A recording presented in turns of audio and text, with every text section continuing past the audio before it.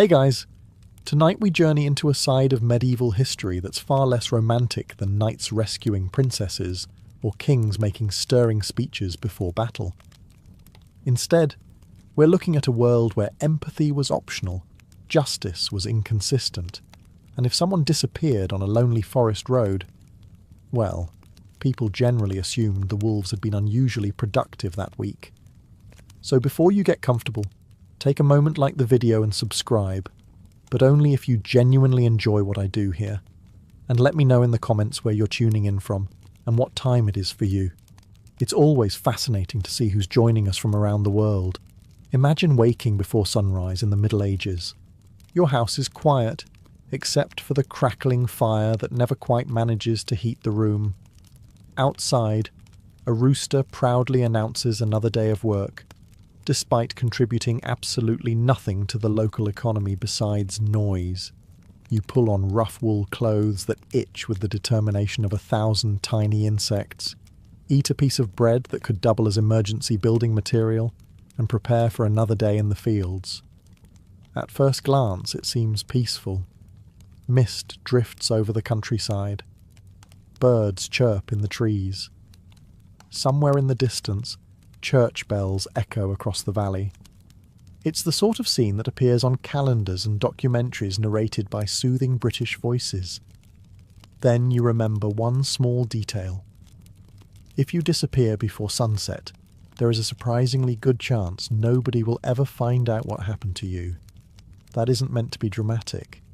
It's simply how much of medieval Europe worked. The roads between villages were little more than muddy tracks, winding through enormous forests, marshes and hills.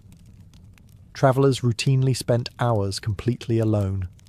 There were no police patrols, no emergency numbers, no GPS location sharing, and certainly no helpful message saying, "Your cart appears to have stopped moving. Are you still alive?" If you failed to arrive at your destination, your family probably wouldn't panic immediately. Perhaps your horse lost a shoe. Perhaps heavy rain delayed you. Perhaps you found an inn. Perhaps you were eaten by wolves. Medieval people had a remarkably long list of perfectly reasonable explanations before arriving at murder. After several days, neighbours might organise a search. They would walk along the road, ask passing merchants whether they'd seen you, maybe poke around a nearby forest for an afternoon, exchange a few worried looks, and eventually return home because someone still had cows to milk. Life, unfortunately, refused to pause for mysteries, and that uncertainty created extraordinary opportunities for exactly the wrong sort of people. Today, criminals leave fingerprints, DNA, security footage, phone records, bank transactions, internet history, and enough digital evidence to keep forensic specialists happily employed for decades. Modern murder is astonishingly inconvenient. In the Middle Ages, however, nature handled most of the evidence disposal free of charge. Rain washed away footprints, animals scattered remains, woodlands swallowed bodies, rivers carried away clues with admirable efficiency. The forest, it turns out, was history's least cooperative witness. Even record-keeping offered very little help. Many ordinary people never travelled farther than a neighbouring market town during their entire lives. Births, deaths and marriages were recorded inconsistently, if they were recorded at all. If a wandering merchant vanished somewhere between two villages, there might never be an official document proving he had ever existed. Bureaucracy was still in its infancy, and frankly, it wasn't feeling particularly ambitious. Communication made matters even worse. News travelled no faster than the horse carrying it. A murder committed 50 miles away might not be reported for days. One committed 200 miles away might never be connected to anything at all.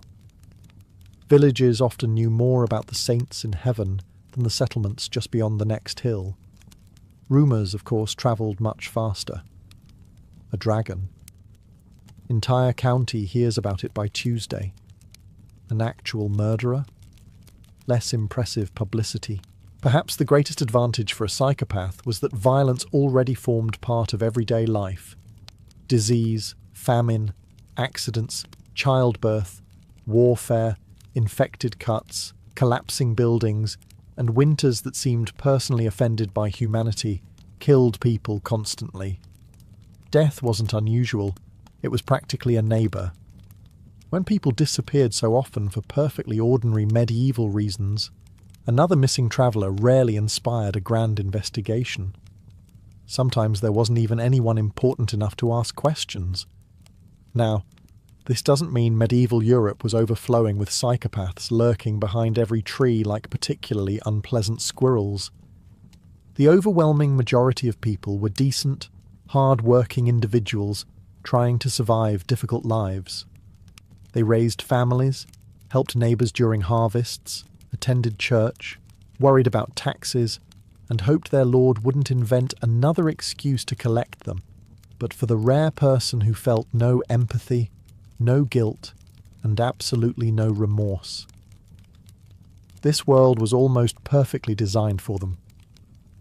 Long before forensic science, organised policing, or reliable records existed, the landscape itself became their greatest accomplice. History hadn't intentionally built a paradise for psychopaths. It had simply built a world with very few witnesses, and even fewer people capable of proving what those witnesses had seen. As you continue your journey through the Middle Ages, something begins to feel unsettling. It isn't just the castles looming over the hills or the muddy roads disappearing into dark forests. It's how casually everyone talks about violence. You stop at a village inn after a long day's walk. Over a mug of weak ale, which tastes like someone briefly introduced water to barley before immediately separating them again, you overhear the local conversation. A merchant was robbed on the northern road. 2 neighbouring villages fought over grazing land. A noble hanged 3 poachers yesterday. A miller lost his hand for stealing grain. Someone nods politely and asks whether anyone wants more stew. No one seems particularly shocked. To you, this feels horrifying. To them, it's Tuesday. The medieval world was saturated with violence in a way that's difficult for most modern people to imagine. Wars erupted constantly. Feuds between noble families lasted generations. Executions were public events.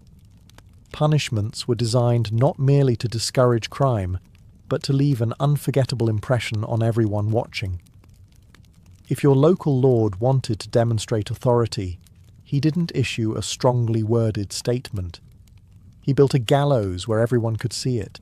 Children grew up watching punishments that would dominate modern news cycles for months. Soldiers returned from campaigns carrying stories that became steadily more gruesome with every cup of ale. Even festivals occasionally included judicial spectacles that attracted crowds almost as large as the market itself. Now, witnessing violence doesn't turn someone into a psychopath.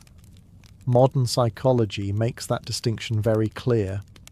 Most medieval people remained compassionate, despite living in extraordinarily harsh conditions.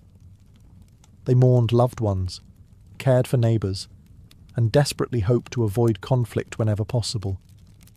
But if you already lacked empathy, this environment made you far less noticeable. Imagine a man like Gilles de Rais before his crimes became known. A celebrated knight, wealthy nobleman, and companion of Joan of Arc herself. He was respected, admired, even praised for his courage in battle. In an age where brutality during war was often rewarded, distinguishing between a fearless commander and a deeply disturbed individual wasn't always easy. Or consider Ezzelino da Romano in northern Italy, whose reputation for ruthless cruelty became legendary even among his contemporaries. Chroniclers accused him of imprisoning, torturing, and executing enemies with remarkable enthusiasm. Medieval writers, who were hardly delicate souls themselves, described him with genuine horror. That's usually a sign someone has exceeded the acceptable daily allowance of brutality. Then there was King John of England. Even centuries later, historians still debate exactly how cruel he truly was. But one story persisted stubbornly through medieval chronicles, that he starved prisoners to death in their own cells. Whether every detail is accurate or not, the tale survived because people found it believable. His reputation had earned that distinction. Perhaps the strangest part is that cruelty could become ordinary through repetition. When executions happened regularly, another hanging attracted less attention. When wars devastated entire regions every decade, another burned village became yesterday's news. When disease killed half your neighbours before winter ended, human life inevitably seemed more fragile and sometimes, tragically, less valuable. For a psychopath, this wasn't paradise because everyone else was cruel. It was paradise because genuine cruelty blended into a world where suffering had already become painfully familiar. Like a wolf wandering unnoticed among barking dogs, a truly dangerous individual could hide in plain sight, wearing the same muddy boots as everyone else. By now, you've probably reached an uncomfortable conclusion. The forests are dangerous, the roads are dangerous, disease is dangerous. But perhaps the most dangerous place in medieval Europe is standing in the way of the wrong noble. In theory, everyone answered to the law. In practice, the law often answered to whoever owned the biggest castle. You arrive at the estate of a powerful lord. Let's call him Lord Geoffrey, not because every Geoffrey was terrifying, but because statistically, at least one Geoffrey has caused problems in every century. His castle overlooks several villages. Hundreds of peasants work his land. He collects taxes, settles disputes, commands soldiers, and decides who deserves punishment. He is, for all practical purposes, the government. If Geoffrey is fair, life is difficult but manageable. If Geoffrey happens to be cruel, selfish, or completely devoid of empathy, well, congratulations. You've just lost the medieval lottery. Feudal society placed enormous authority into the hands of local lords. Kings technically ruled kingdoms, but they couldn't personally supervise thousands of castles scattered across mountains, forests, and rivers. Communication was slow. Royal officials were few. Many nobles governed their territories with remarkable independence. That meant personality mattered. A compassionate lord could reduce taxes after a poor harvest. A greedy one might raise them anyway. A wise lord settled disputes peacefully. A vicious one settled them permanently. History gives us plenty of examples. Take Gilles de Rais, one of France's richest nobles during the 15th century.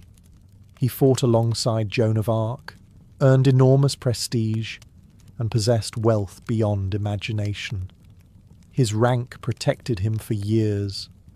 Servants disappeared. Rumours spread. Parents whispered warnings. Yet few dared openly accuse a man whose influence reached across entire provinces. Or consider Vlad the Impaler. Modern culture often turns him into a vampire legend, but his real methods hardly required fictional improvements. Vlad used impalement not simply as punishment, but as psychological warfare. Forests of impaled bodies greeted invading armies. Whether every chronicler exaggerated is still debated, but even allowing for medieval storytelling, his reputation terrified Europe. Power amplified cruelty. When ordinary criminals committed murder, they hid the body. When powerful rulers committed murder, they sometimes displayed it publicly, because they wanted everyone else to notice. And perhaps that's the greatest difference. Psychopaths often seek control. They enjoy domination more than simple violence. Medieval nobility provided exactly the tools they needed.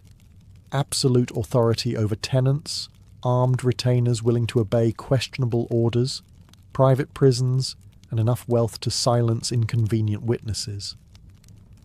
Imagine being a peasant whose daughter disappears after working at the castle. Who do you accuse? The lord? His captain? His steward? On what evidence? Even if everyone in the village suspected the truth, suspicion was not proof. Accusing a noble without evidence could easily become your final mistake. Medieval justice had an unfortunate tendency to investigate the accuser instead. Of course, not every noble abused power. Far from it. Many genuinely protected their lands, defended their people, funded monasteries, and took their responsibilities seriously. Medieval chronicles praise countless rulers for their generosity and fairness. But when an individual without empathy inherited enormous power, the system offered remarkably few safeguards. Today, we worry about dangerous people gaining authority. In the Middle Ages, authority sometimes came first. Then everyone simply hoped the person inheriting it possessed something as inconvenient as a conscience. The castle on the hill looks magnificent from a distance. Stone walls, towering battlements, colourful banners fluttering in the wind. If you've watched enough movies, you're probably expecting noble banquets, heroic speeches, and perhaps a wise old king stroking an impressive beard. Then you actually walk through the front gate. The smell hits first. Despite what Hollywood might suggest, castles weren't exactly medieval spas. Hundreds of people, dozens of animals, open fires, overflowing latrines, and very questionable plumbing created an aroma best described as historically authentic. You immediately understand why everyone carried herbs or flowers to smell during dinner. They weren't being romantic. They were surviving. But unpleasant smells weren't the real danger. The real danger was that once those gates closed behind you, you had entered someone else's world. A medieval castle wasn't simply a home. It was a fortress, a courthouse, a prison, a military headquarters, and the centre of local government, all rolled into one. If you lived on the surrounding lands, the lord inside those walls controlled nearly every aspect of your life. And if that lord happened to be compassionate, everyone benefited. If he happened to be a psychopath, the castle became his laboratory. Take Peter Neers, a notorious German criminal of the late 16th century. Although not a noble himself, he survived for years, partly because local authorities rarely cooperated with one another. Every territory had different rulers, different courts, and different priorities. Cross one border, and suddenly yesterday's wanted man became today's complete stranger. Now imagine someone with that same lack of empathy, but also born into wealth and authority. You wouldn't need to flee. People came to you. Castles often contained private prisons beneath their towers. Some prisoners were legitimate criminals awaiting trial or ransom. Others simply had the misfortune of angering the wrong lord. Once inside those thick stone walls, very few outsiders knew exactly what happened below ground. There were no surprise inspections, no independent investigators, certainly no anonymous complaints department. If your cell happened to have poor customer service, there wasn't another castle you could leave a negative review on. One infamous example was Countess Elizabeth Bathory. Although she lived slightly after the traditional Middle Ages, her story perfectly illustrates what enormous wealth and isolation could allow. According to later investigations, numerous servant girls disappeared while working in her castles. Some accounts claim she tortured and murdered dozens, perhaps even hundreds. Modern historians debate the numbers and some details, but one fact remains undeniable. Her social status delayed serious action for years. Power created silence. Servants depended upon their lord for food and wages. Soldiers depended upon him for employment. Priests often relied on noble donations. Neighbours feared retaliation. Even when rumours spread, proving anything inside a private castle was extraordinarily difficult, and rumours certainly flourished. People whispered about hidden chambers, secret tunnels, prisoners who never emerged, and banquets where certain guests mysteriously failed to return home. Most of these tales were exaggerated. Medieval people loved dramatic storytelling almost as much as modern people enjoy internet conspiracy theories. But every so often, the rumours turned out to be true, because behind those magnificent stone walls, some castles weren't simply protecting kingdoms, they were protecting monsters. Eventually, you decide you've spent enough time inside castles. Fresh air sounds appealing. Unfortunately, so does your coin purse. You leave the safety of the town shortly after dawn, joining a handful of merchants heading toward the next market. The road stretches for miles through forests and rolling hills. It isn't paved, it isn't guarded, and judging by the nervous expressions on everyone's faces, it certainly isn't trusted. Nobody walks alone if they can help it, not because medieval people enjoyed company. Because being alone dramatically increased your chances of becoming someone else's afternoon activity. The medieval road network was the perfect hunting ground. Merchants carried silver, pilgrims carried donations, messengers carried valuable documents, travellers carried food, clothing, horses, and occasionally enough money to make murder seem like a reasonable business decision. There were no highway patrols, no police checkpoints, no emergency telephones every few miles. If someone stepped out of the trees holding a sword, your customer support options were disappointingly limited. Banditry wasn't simply random crime. In many regions, it became an industry. Some gangs watched important trade routes for weeks, learning exactly when merchants travelled and how many guards accompanied them. Others received information from dishonest innkeepers or corrupt officials. By the time victims realised they were being followed, escape was often impossible. One particularly famous example was the robber knight. Yes, that was an actual profession. Across the Holy Roman Empire, certain impoverished nobles discovered they could make far more money robbing merchants than collecting lawful taxes. Men like Hans Thomas von Habsburg became notorious during the early 16th century, attacking caravans, kidnapping wealthy travellers, and demanding enormous ransoms. He wasn't hiding in caves like a fairy tale outlaw. He owned castles, which made filing complaints somewhat awkward. Imagine arriving breathless at the nearest town. "I've just been robbed!" Terrible news. Who did it? Sir Hans. The knight who owns the castle over there. Yes. Oh, that conversation rarely ended with immediate justice. Even ordinary bandits understood something that modern criminologists still recognise today. Fear travels faster than violence. If one caravan escaped to tell horrifying stories, 10 future caravans might surrender without resistance. Reputation became a weapon all by itself. Some gangs deliberately left survivors alive for exactly that reason. It was excellent advertising. Meanwhile, local rulers often struggled to respond. Their authority ended at borders. A gang could rob travellers in one territory, cross into another by sunset, and suddenly become someone else's problem. Sound familiar? Jurisdiction has been giving law enforcement headaches for centuries. Of course, countless honest people travelled these same roads every day. Most merchants completed their journeys successfully. Most pilgrims reached their shrines.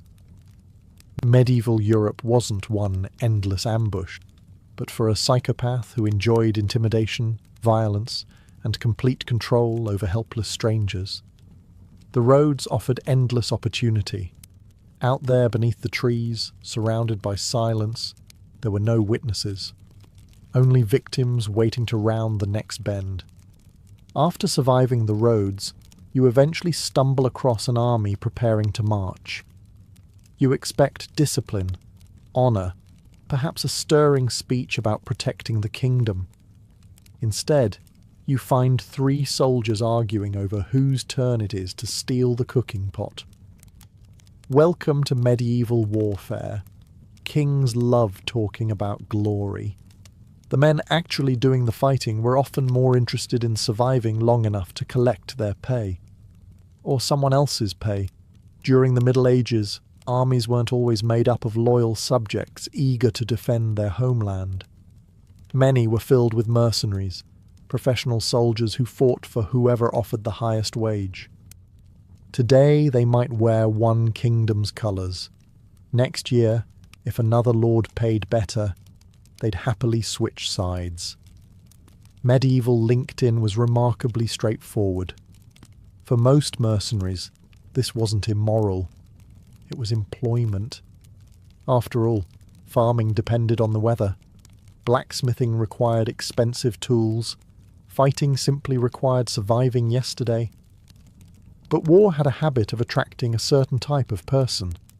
Imagine someone who enjoys violence, feels little empathy, and has no particular attachment to home or community. In peaceful times, that personality stands out. In wartime, he might earn a promotion. The English free companies that roamed France during the 100 Years' War became infamous for exactly this reason. When temporary truces interrupted the fighting, thousands of armed soldiers suddenly found themselves unemployed. Unfortunately, they remained fully equipped. Rather than returning peacefully to civilian life, many simply continued doing what they knew best. They looted villages, kidnapped wealthy travellers, extorted towns, burned farms that refused to pay protection money. Apparently, unemployment benefits looked very different in the 14th century. One of the most notorious leaders was Sir Robert Knowles. An exceptionally talented English commander, he also gained a fearsome reputation across France as his troops devastated the countryside during military campaigns. To English chroniclers, he was a brilliant captain. To French peasants, the reviews were considerably less enthusiastic.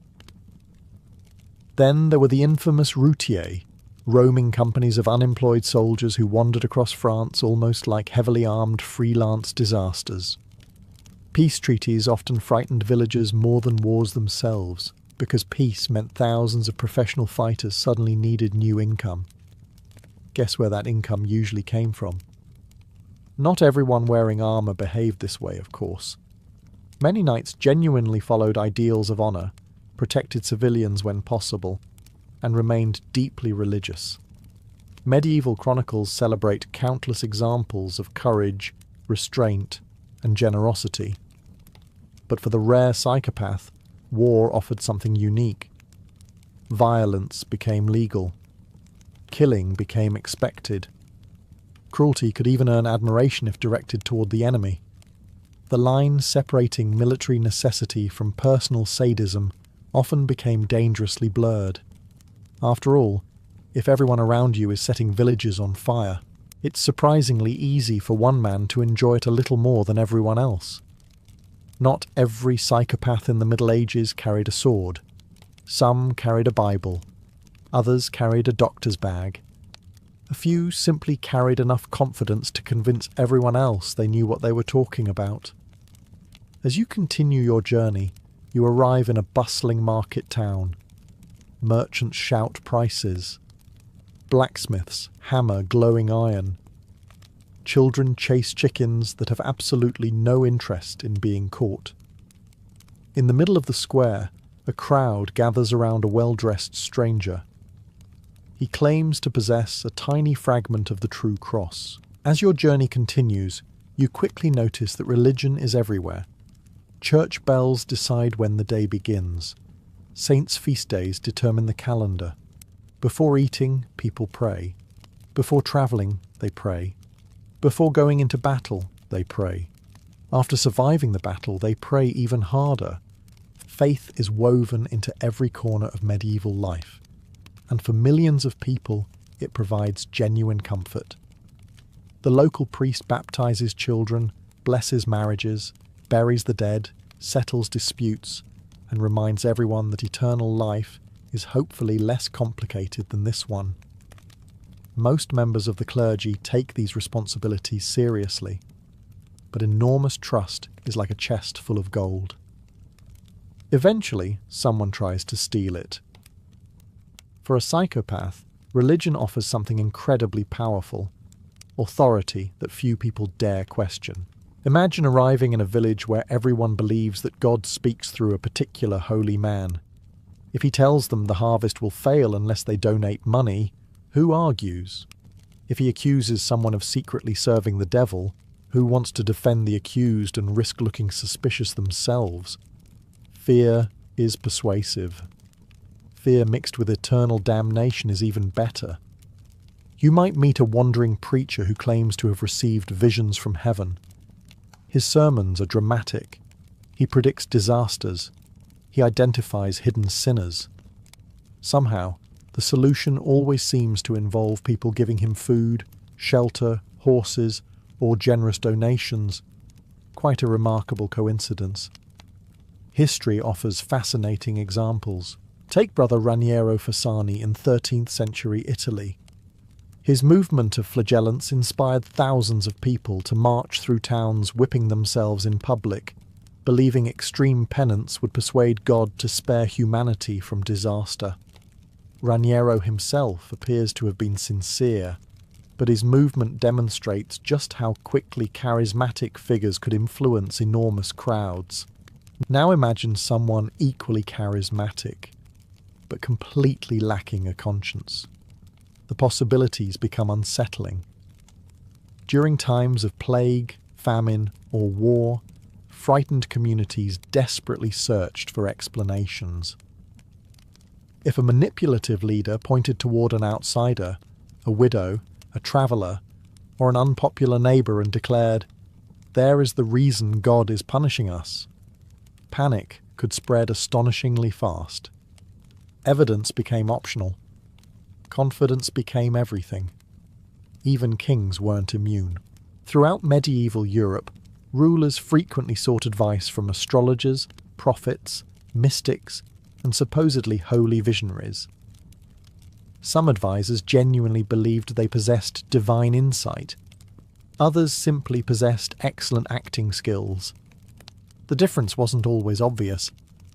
Of course, the medieval church also produced remarkable individuals who protected the poor, founded hospitals, preserved ancient knowledge, and challenged corrupt rulers. Many bishops and abbots risked their own lives defending innocent people against violence. But psychopaths rarely invent trust. They borrow it. And in the Middle Ages, few things inspired greater trust than religion. A sword could force obedience for a day. A convincing claim to speak for God could command obedience for an entire lifetime. For someone without empathy, that was a far more powerful weapon than steel ever could be. By now, you've survived corrupt nobles, murderous roads, mercenaries, and enough suspicious holy men to become politely sceptical of anyone claiming to possess a miracle in their backpack. But now, you encounter an even stranger problem. No one realizes they're hunting a serial killer. Not because medieval people were foolish, because the very idea barely existed. Imagine you're a sheriff in a small English town. A traveller disappears on the northern road. Tragic, certainly, but travellers disappear all the time. A month later, another merchant vanishes 50 miles away. Then a young servant fails to arrive at a neighbouring village. Then a pilgrim is found dead beside a river. To you, these seem like unrelated misfortunes. To a modern detective, alarm bells would be ringing loud enough to wake the entire kingdom. Today, investigators compare fingerprints, DNA, phone records, surveillance footage, financial transactions, and databases containing millions of names. Police departments communicate across regions and countries almost instantly. The Middle Ages had a horse. Sometimes. If the horse wasn't lame. Communication between towns was painfully slow. Each village dealt with its own problems. Local officials rarely exchanged detailed reports, and there was certainly no central office collecting information about unusual murders across an entire kingdom. As far as one town knew, they had suffered a single mysterious death. They had no idea 3 neighbouring villages were saying exactly the same thing. This allowed certain killers to move almost invisibly. One remarkable example is Peter Niers, active in 16th century Germany. Although he technically lived just after the Middle Ages, his world still functioned in many medieval ways. Niers wandered from town to town disguised as a shepherd, labourer, or merchant. According to contemporary accounts, he was linked to dozens of murders, although some later stories almost certainly exaggerated his crimes into legend. Still, one fact remains undeniable. He operated for years. Every time suspicion grew in one region, he simply moved elsewhere. A new town, new victims, new people who had never heard his name. The pattern started all over again. Then there is Gilles de Rais, whose horrifying crimes against children remained hidden behind wealth and noble privilege for years before investigations finally exposed him. Servants whispered, families worried, children disappeared, but isolated rumours rarely formed a complete picture. No one possessed the information to connect every piece together. Psychopaths understand something timeless. People struggle to recognise patterns they cannot see. If each witness observes only one small fragment, nobody realises they're looking at the same puzzle. Ironically, medieval superstition sometimes made investigations even harder. A body discovered in the forest might be blamed on wolves, or demons, or witches, or divine punishment. To be fair, wolves actually were responsible surprisingly often, which made solving murders considerably more complicated. When nature and criminals shared similar hobbies, confusion was inevitable. The overwhelming majority of medieval murders were committed for ordinary reasons: revenge, robbery, inheritance, drunken arguments, or political conflict. True serial killers were exceptionally rare, but when one did appear, the medieval world was almost perfectly designed to help him disappear, not because people failed to care, because they simply lacked the tools to realise that somewhere, beyond the next forest and the next village, the same monster was quietly repeating the same crime. At this point you might be wondering something.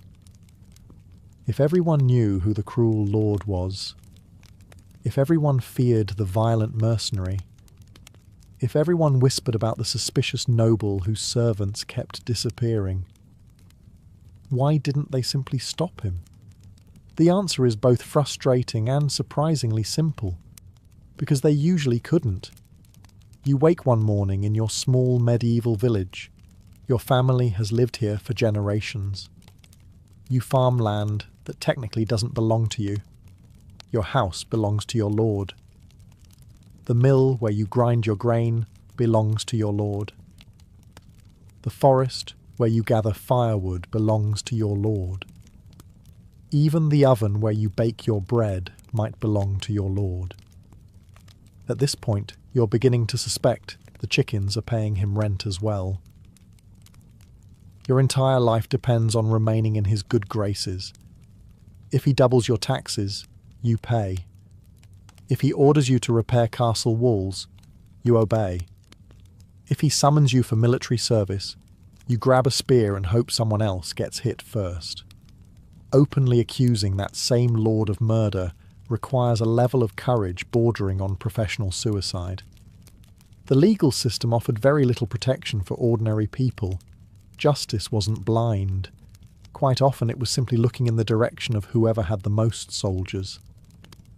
Suppose your brother disappears after delivering grain to the castle. Everyone in the village quietly suspects something terrible happened. Nobody says it aloud. Why? Because accusations require evidence. Evidence requires witnesses. And witnesses generally enjoy remaining alive. Even if a complaint somehow reached the king, the journey itself might take weeks. The messenger needed money, transportation, and permission to travel. By the time royal officials finally arrived, assuming they arrived at all, the evidence had vanished, memories had faded, and every important witness had suddenly remembered another appointment. Usually somewhere very far away. Fear has an interesting effect on communities. It doesn't always make people panic. More often it teaches them silence. Parents warned children not to ask certain questions. Neighbours learned when to look the other way. Servants became experts at pretending they hadn't seen anything unusual.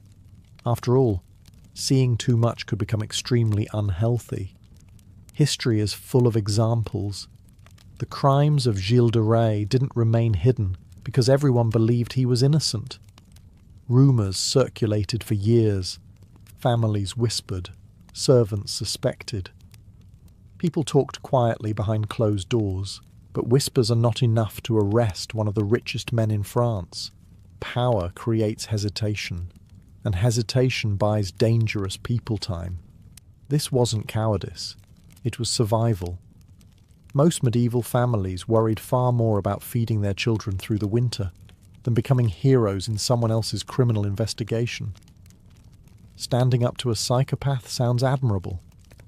Standing up to a psychopath who also owns the castle, commands 50 armed men, controls your livelihood, and has the judge eating dinner at his table every Thursday. That's considerably more complicated. For most ordinary people, courage wasn't the problem. Opportunity was. And that may have been the greatest advantage psychopaths enjoyed throughout the Middle Ages. They didn't simply rely on fear. They relied on a society where almost everyone had something far more valuable than justice to lose.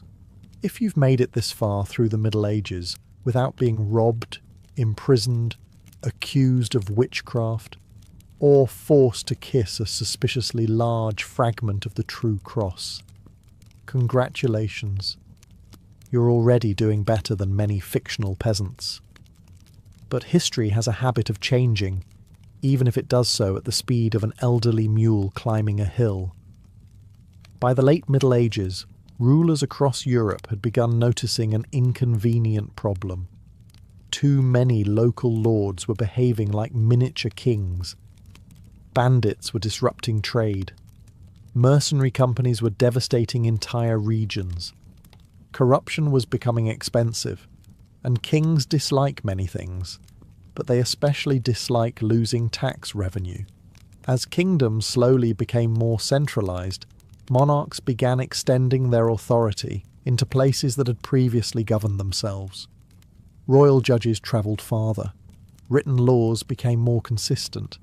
Officials started keeping better records of land ownership, legal disputes, and criminal cases. It wasn't modern policing, but it was a beginning. Imagine you're a murderer operating in the year 1200. You kill someone in one county. The local lord investigates, assuming he feels particularly energetic that week. Now imagine trying the same thing 200 years later.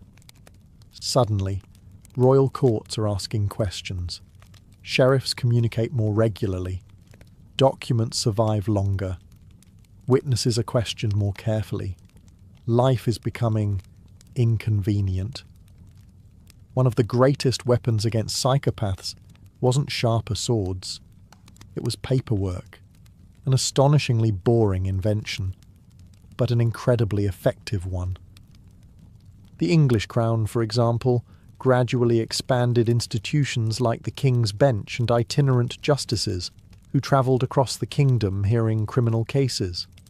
Instead of every lord interpreting justice however he pleased, More disputes slowly came under royal supervision. That didn't eliminate corruption. It simply meant corruption occasionally had to fill out forms. Cities were changing too. Growing medieval towns established night watches, organised guilds, and stricter local regulations. Gates closed after dark. Strangers attracted more attention. Merchants demanded safer streets because commerce functions much better when customers aren't regularly murdered on the way to market. An unexpectedly reasonable business strategy. Even universities contributed in surprising ways. As educated lawyers became more common, legal arguments relied increasingly on written evidence rather than simply asking whichever noble looked the angriest. Progress was slow. Painfully slow. Sometimes generations passed before reforms reached distant villages. Some regions remained violent for centuries, others improved much faster. History rarely moves in straight lines. Psychopaths, of course, didn't disappear. They adapted. Instead of relying purely on brute force, many learned to manipulate courts, politics, finances, and religion more skillfully than before. Because while society was becoming more organised, human nature remained stubbornly familiar. Still, the walls were slowly closing in. Not with chains, not with armies, but with something psychopaths have always hated: accountability. For the first time in centuries, the medieval world was beginning to realise that justice worked far better when it belonged to the kingdom, rather than whichever Geoffrey happened to own the nearest castle. After everything you've seen, it's tempting to reach one simple conclusion. The Middle Ages must have been overflowing with psychopaths, cruel lords, merciless bandits, sadistic mercenaries, manipulative frauds. Surely people back then were simply more violent than we are today. Oddly enough, probably not. The human brain hasn't changed very much in the last 1,000 years. Modern psychologists generally estimate that a small percentage of the population displays significant psychopathic traits today, and there is little reason to believe medieval Europe was somehow producing dramatically more of them. The difference wasn't the number, it was the opportunity. Imagine taking the exact same individual, a person who feels no guilt, no empathy, and views other human beings merely as useful tools. Place him in a modern city. His movements are recorded by cameras. His purchases leave digital trails. His phone constantly announces where he has been. His DNA can betray him decades after a crime. Witnesses can contact police within seconds. Even buying a loaf of bread often leaves an electronic receipt. Frankly, it's a difficult century to get away with anything. Now place that same person in the year 1300.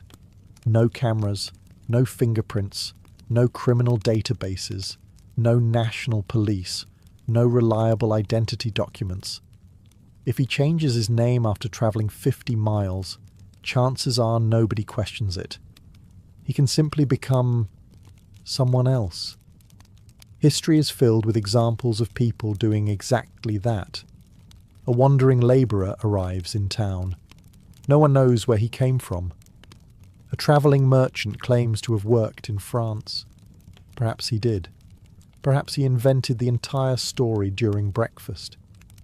Who's going to verify it? Certainly not Geoffrey from the tax office. Geoffrey hasn't been invented yet. Even reputation had limits. A dangerous individual could flee one region after attracting suspicion and start over somewhere entirely new. New neighbours, new employer, new victims. The past was remarkably easy to escape. Modern society makes reinvention considerably more complicated. Banks ask questions. Governments ask questions. Airports ask many, many questions. The Middle Ages mostly asked whether you could swing a hammer or harvest wheat. If the answer was yes, people were generally satisfied. This is why historians urge caution when discussing medieval cruelty. Most violence came from ordinary motives: war, politics, greed, revenge, survival, or desperation. True psychopaths remained rare. What made the Middle Ages unusual was that society accidentally removed many of the obstacles that normally limited them. A cruel noble inherited power. A manipulative preacher inherited trust. A violent mercenary inherited war. A clever killer inherited anonymity. The system wasn't designed to protect psychopaths. It simply wasn't designed to stop them. And perhaps that's the most uncomfortable lesson of all. Civilization doesn't eliminate dangerous people. It gradually removes the opportunities that allow them to flourish. When those safeguards disappear, history has shown, again and again, just how quickly the wrong people learn to take advantage of the silence. As dawn breaks on your final morning in the Middle Ages, you look back on everything you've witnessed: the lonely roads, the towering castles, the ruthless nobles, the corrupt officials, the mercenaries who treated villages like walking wallets, the frauds who sold hope by the handful. And through it all, one question keeps returning. Was the Middle Ages really a paradise for psychopaths? In many ways, yes.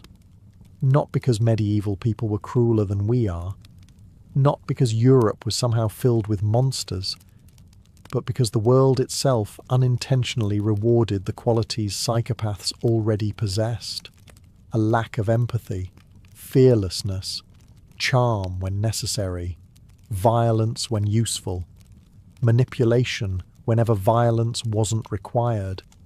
Most people depend on trust to build a life. Psychopaths often depend on exploiting trust instead. The Middle Ages simply made that much easier. As Europe gradually entered the Renaissance and later the early modern world, society began changing in ways that few people noticed at first. Roads became busier, cities grew larger, governments became stronger, courts became more organised. Written records became increasingly common.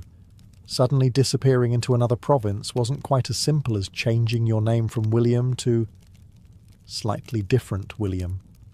Officials began comparing documents. Merchants carried letters of introduction. Church records expanded. Royal governments demanded more information about their subjects. It sounds terribly boring. To psychopaths, it was absolutely dreadful. Every new record created another thread connecting people to their past.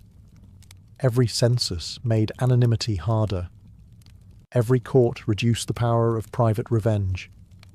Every royal official limited the authority of cruel local lords. Civilization wasn't becoming perfect.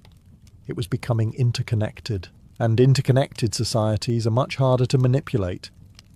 That doesn't mean dangerous people disappeared.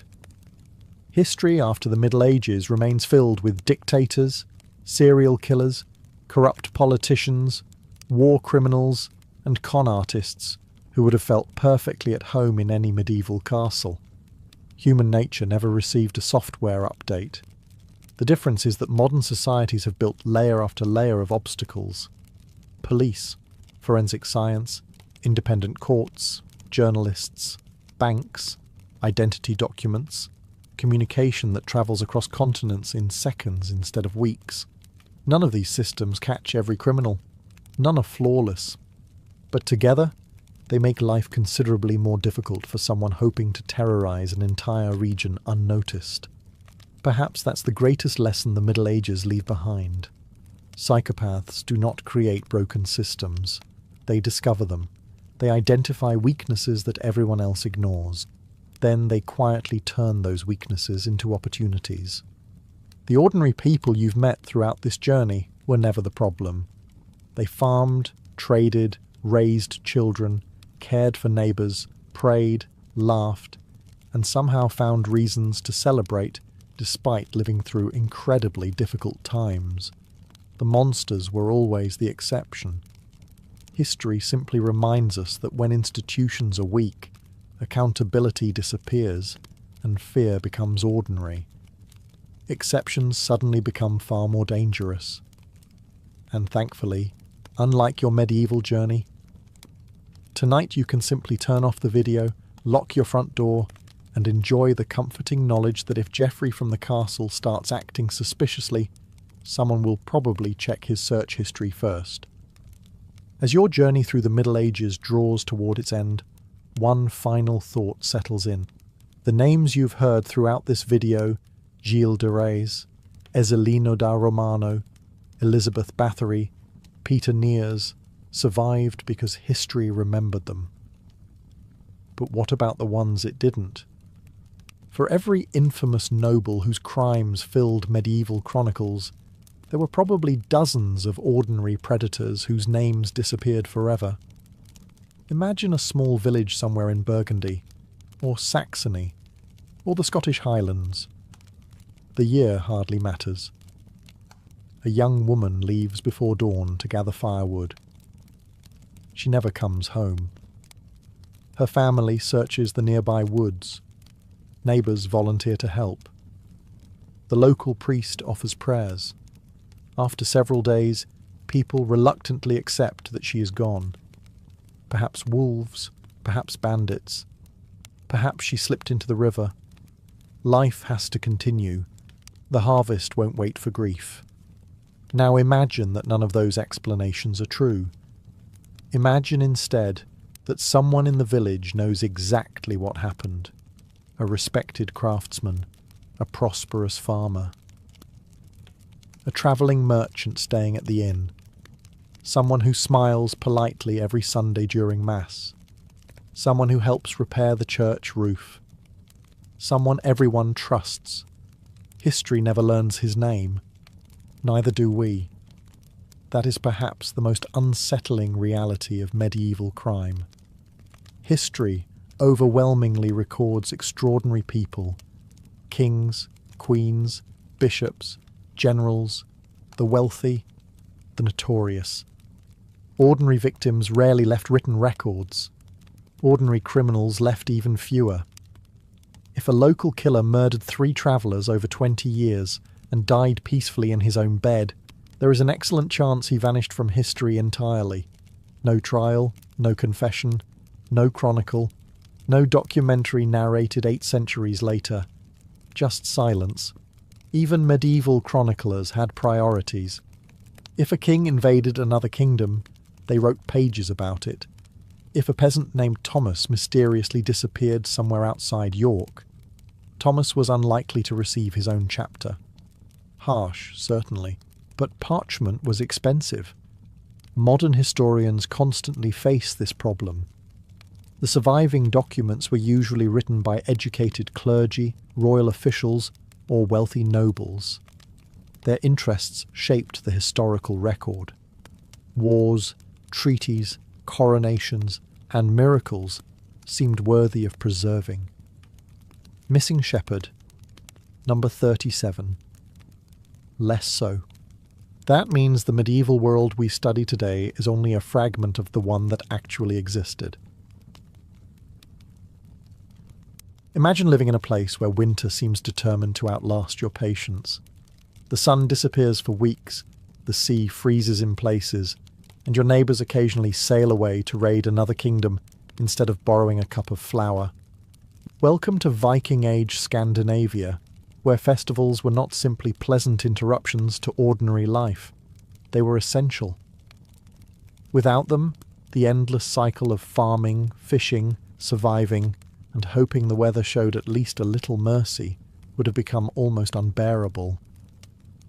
For the Vikings, there was no clear line separating religion, family, politics, and entertainment. Everything blended together.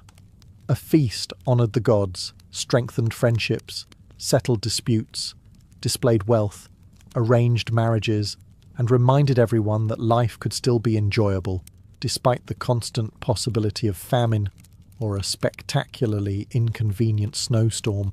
The Norse divided the year according to nature, rather than a neatly printed calendar. Every season brought its own responsibilities, and every major transition deserved recognition. Spring meant preparing the fields, and hoping fertility would bless both crops and livestock. Summer offered long days for trade, exploration, and warfare. Autumn became the season of harvest and preparation. Then came winter, when darkness settled over Scandinavia like an uninvited guest who refused to leave. These seasonal changes shaped nearly every festival the Vikings celebrated. Their ceremonies followed the rhythm of the land because their survival depended upon it.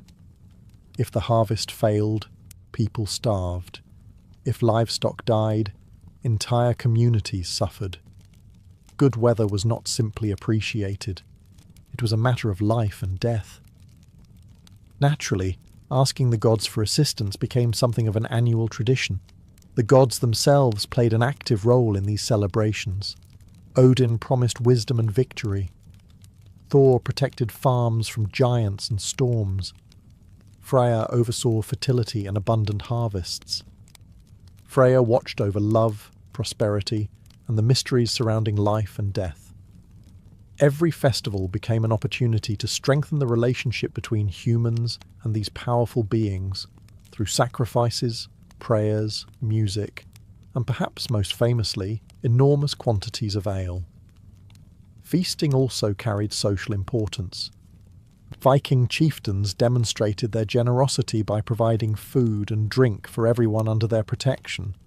A leader who hosted magnificent celebrations gained prestige, loyalty, and political influence. A stingy chieftain, on the other hand, quickly earned a reputation almost as dangerous as cowardice. Nothing undermines leadership quite like serving watered-down ale to guests who travelled for days. These gatherings united entire communities. Families reunited after months apart. Traders exchanged news from distant lands. Poets recited heroic tales that grew slightly more impressive with every retelling. Laws were discussed, marriages arranged, disagreements settled, and occasionally new arguments started before dessert had even arrived. So while modern holidays often revolve around vacations or discounted shopping, Viking festivals revolved around something much simpler and far more important: surviving another year together. Every celebration marked another victory over nature itself, a reminder that despite the cold, the uncertainty, and the occasional dragon carved into someone's longship, life was still worth raising another drinking horn to. Now that you have survived the endless chores of a Viking year, winter finally arrives. The fields are frozen, the livestock have been brought into shelter, the fishing becomes unpredictable, and daylight has become little more than a rumour. Fortunately, this is exactly when the Vikings celebrated their greatest festival, Jol, better known today as Yule. Unlike modern Christmas, where arguments about wrapping paper somehow become family traditions, Yule carried enormous religious importance. It marked the middle of winter, when the nights were longest and the return of the sun still felt uncertain. For people who depended entirely on nature, those long weeks of darkness could be unsettling. Every sunrise that followed became a small victory. The celebration usually lasted several days, although wealthy chieftains sometimes stretched it much longer. Hospitality became almost sacred. Longhouses filled with relatives, neighbours, travellers, and anyone fortunate enough to receive an invitation. Fires burned continuously inside the hall, casting flickering light across carved wooden pillars while snow piled silently outside. Food appeared in astonishing quantities. This was no ordinary meal. Families slaughtered animals they had carefully raised throughout the year, especially pigs, whose meat symbolized abundance and prosperity. Large joints of roasted pork covered the tables alongside smoked fish, venison, bread, butter, cheese, dried berries, nuts, and whatever precious supplies had survived the autumn. After months of careful rationing, people finally allowed themselves to eat generously. Of course, no Viking feast was complete without ale. Brewing enough beer for Yule was practically a legal obligation in parts of medieval Scandinavia. Every household was expected to contribute. Drinking together was not simply entertainment. It reinforced friendships, settled disputes, and honoured both the living and the dead. Toasts were offered to Odin for wisdom and victory, to Njord for prosperity at sea, and to Freyr for fertile fields in the coming year.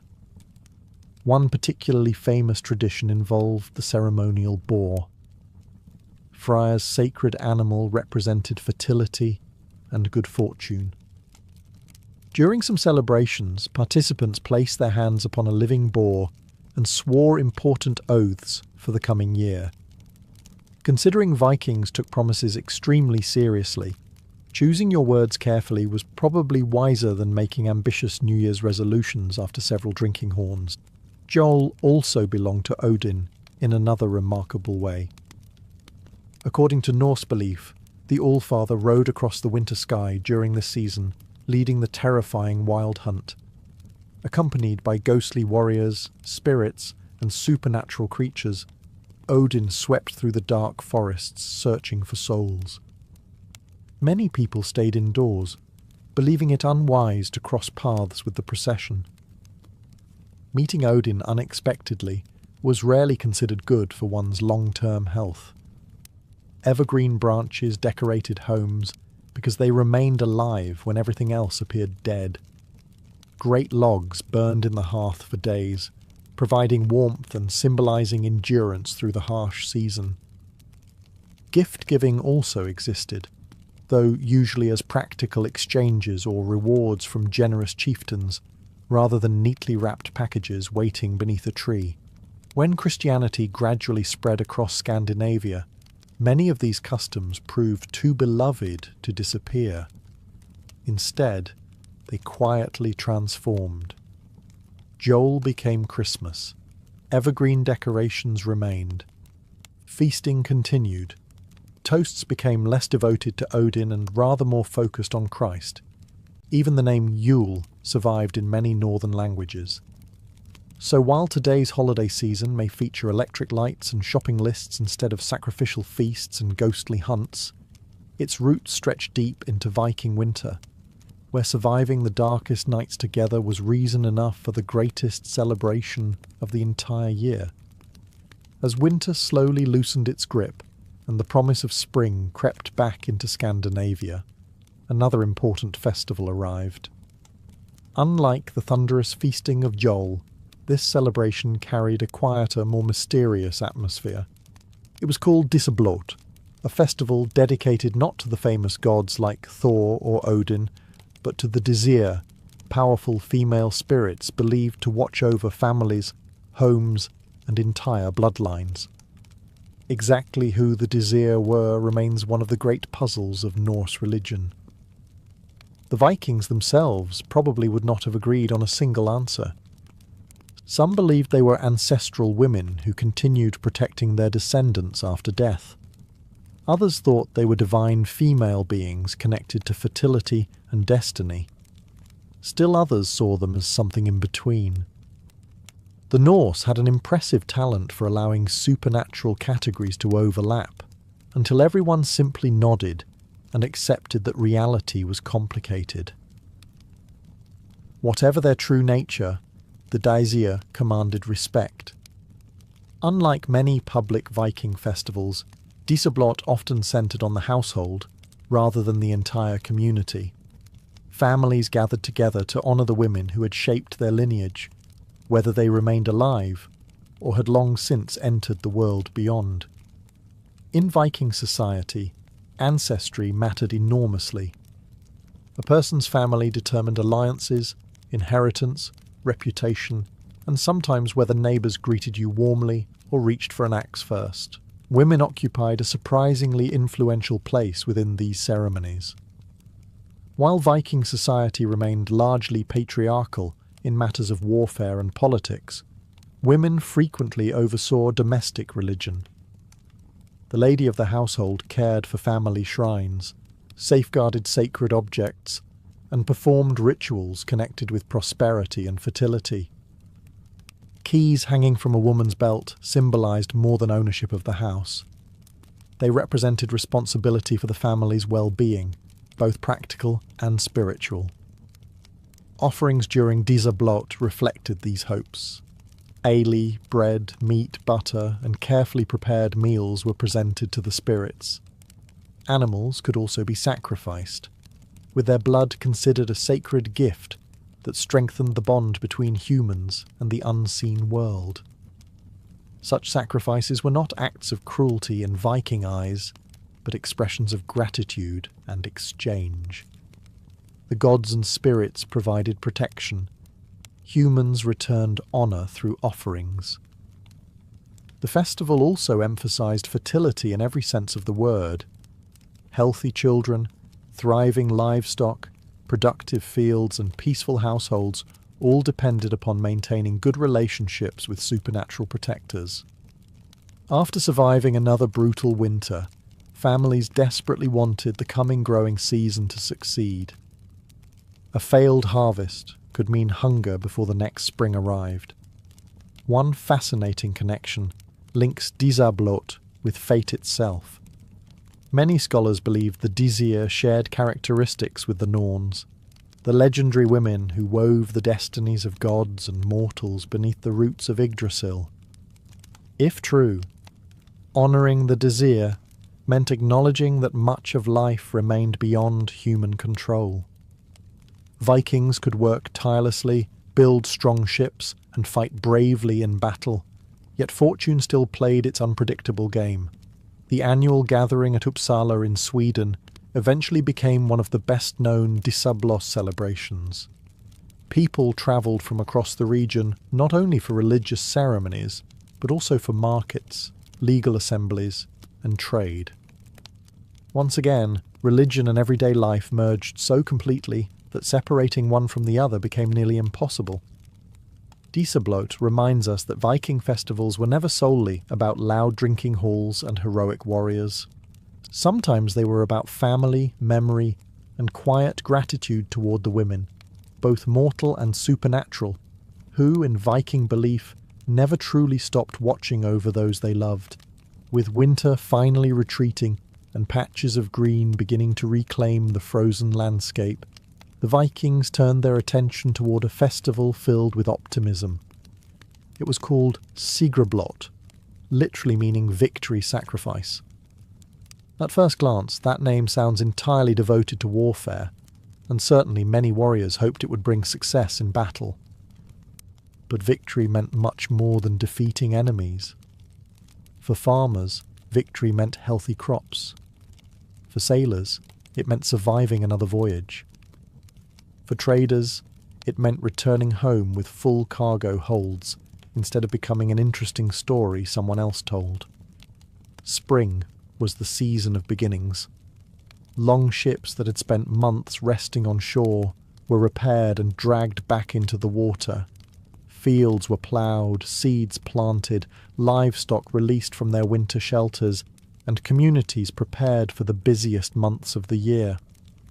After enduring months of darkness, Scandinavia seemed to wake all at once.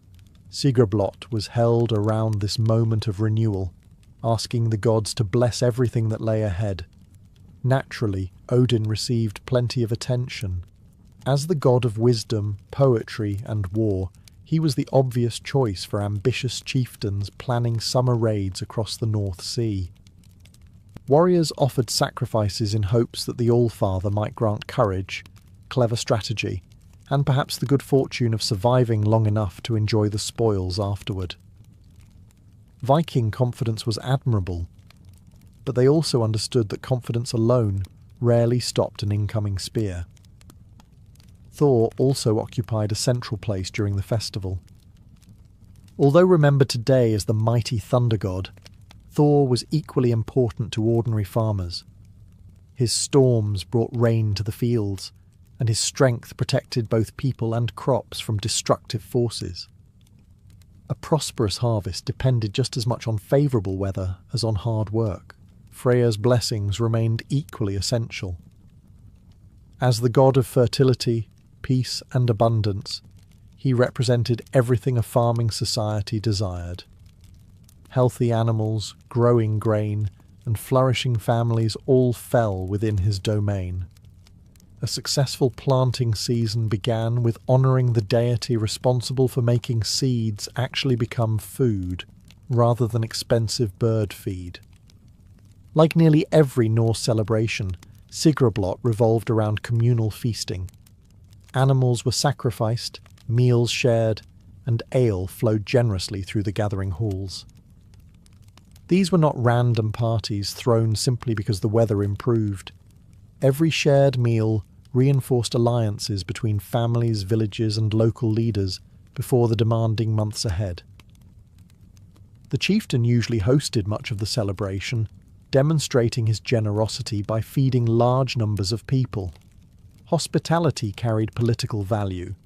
A leader who provided abundant food and drink inspired loyalty far more effectively than one who merely gave speeches about future prosperity. Vikings generally preferred roasted lamb to motivational lectures. Weapons often featured prominently during Sigrblot. Spears, swords, shields, and axes might be blessed before campaigns began. Some warriors dedicated their weapons to Odin, believing divine favour could make the difference between returning home with treasure or becoming part of someone else's heroic saga. There was also an unmistakable sense of hope surrounding the festival. Winter had tested everyone. Supplies had grown thin. Families had worried about disease, livestock, and simple survival. Sigrblot marked the moment when those anxieties finally gave way to possibility. Ships would sail again. Markets would reopen. Children would play outside instead of huddling around smoky hearth fires. For the Vikings, spring was never guaranteed. It had to be welcomed properly, celebrated enthusiastically, and entrusted to the gods. Sigrblot became their declaration that another year of opportunity had begun, and with enough courage, favourable winds, and perhaps a little divine assistance, victory could take many different forms. If Joel celebrated surviving the darkest days of the year, Midsummer celebrated the exact opposite. Now the sun seemed almost unwilling to leave. In much of Scandinavia, daylight stretched so long that sunset barely counted as an event. The nights became little more than an extended twilight, and for people who had endured months of bitter darkness, it must have felt as though the gods themselves had decided to apologize. Although medieval sources describe midsummer less thoroughly than festivals like Joel, historians agree that the summer solstice held deep importance across Scandinavia. Long before Christianity reached the north, people marked the longest day of the year with feasts, fires, and ceremonies celebrating nature at its absolute peak. The timing could not have been better. Fields were green, forests overflowed with life, livestock grazed on rich pastures, and the seas had become far more forgiving than during the violent storms of winter. Trade routes buzzed with activity, fishing flourished, and Viking ships sailed toward Britain, Ireland, the Baltic, and beyond. Summer represented abundance in nearly every form. Naturally, people celebrated. Communities gathered outdoors whenever possible. Unlike winter festivals that packed everyone into smoky longhouses, midsummer encouraged open spaces. Hillsides, meadows, lake shores, and sacred groves became places of gathering. Music echoed through the countryside as storytellers entertained crowds, children played games, and merchants exchanged goods brought from distant settlements. Large bonfires almost certainly played an important role. Fire carried symbolic power throughout Northern Europe.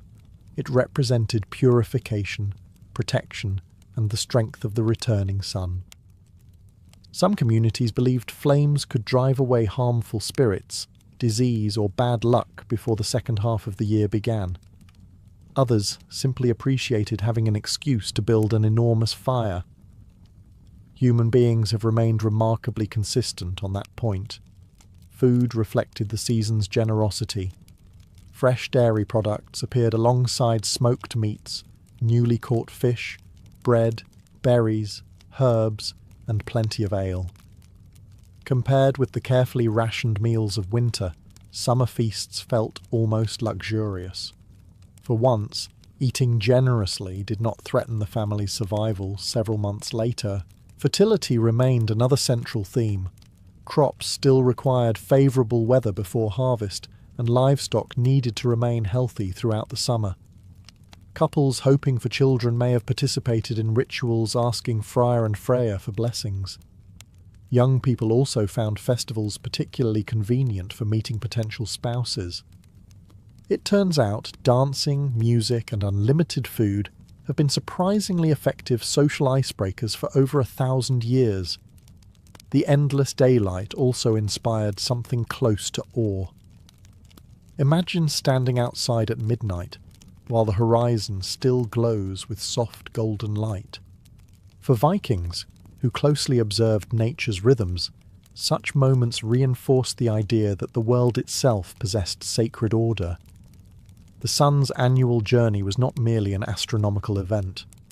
It reflected the balance maintained by gods and fate. When Christianity spread across Scandinavia, many midsummer traditions survived by attaching themselves to the feast of St. John the Baptist. Bonfires continued to burn. Communities still gathered outdoors. Songs, dancing, and shared meals remained stubbornly popular. Changing the name proved considerably easier than persuading people to abandon a festival they genuinely enjoyed. For the Vikings, midsummer was more than a pleasant holiday. It was a celebration of life at its fullest, a brief season when the earth seemed endlessly generous, the sun barely slept, and even the harsh northern world paused long enough to remind everyone why surviving winter had been worth the effort. Not every Viking festival filled great halls with hundreds of guests, or echoed across the countryside with drinking songs. Some celebrations were so private that outsiders were actively turned away. Among the most mysterious of them all was Alfablot, the sacrifice to the elves, a ceremony wrapped in enough secrecy that even medieval writers struggled to describe it. Unlike Jol or Sigrblot, Alfablot was not a community-wide event. It belonged to individual households. Families gathered quietly on their own farms, closed their doors, and carried out rituals hidden from curious eyes. Travellers who happened to arrive during the festival often found themselves politely, or not so politely, refused hospitality. For the Vikings, that was extraordinary. Hospitality ranked among the greatest social obligations in Norse society. Refusing shelter to a weary traveller was generally frowned upon, unless you had an exceptionally good reason. Alfablot apparently qualified. The rituals were considered too sacred, too personal, or perhaps too dangerous to share with strangers. The recipients of these offerings were the elves, or Alfar. Modern fantasy has given us graceful archers with pointed ears who spend their free time living in elegant forests. The Viking understanding was considerably stranger. No one knows exactly what the Alfar were. Some scholars believe they represented nature spirits connected with fertility and the land itself. Others argue they were the spirits of honoured ancestors who continued watching over their descendants after death. Still others think the elves occupied a unique place, somewhere between gods and humans, powerful enough to influence daily life but far closer to ordinary people than Odin or Thor ever were. The Vikings themselves probably saw no contradiction in these ideas. Norse religion rarely insisted upon neat categories. The supernatural world resembled an enormous extended family, where everyone seemed vaguely related. Nobody fully understood the relationships, and asking too many questions probably invited unnecessary trouble. Offerings during Alfablot likely included food, ale, and the blood of sacrificed animals. These gifts sought the goodwill of the unseen beings believed to inhabit the farm, nearby hills, forests, or ancient burial mounds. Maintaining peaceful relations with such spirits mattered greatly. A displeased elf might bring failed crops, sick livestock, or persistent misfortune. A satisfied one could ensure prosperity throughout the coming year. Timing also played an important role. Most historians believe Alpha Blot took place during late autumn, after the harvest had been gathered, but before winter tightened its grip.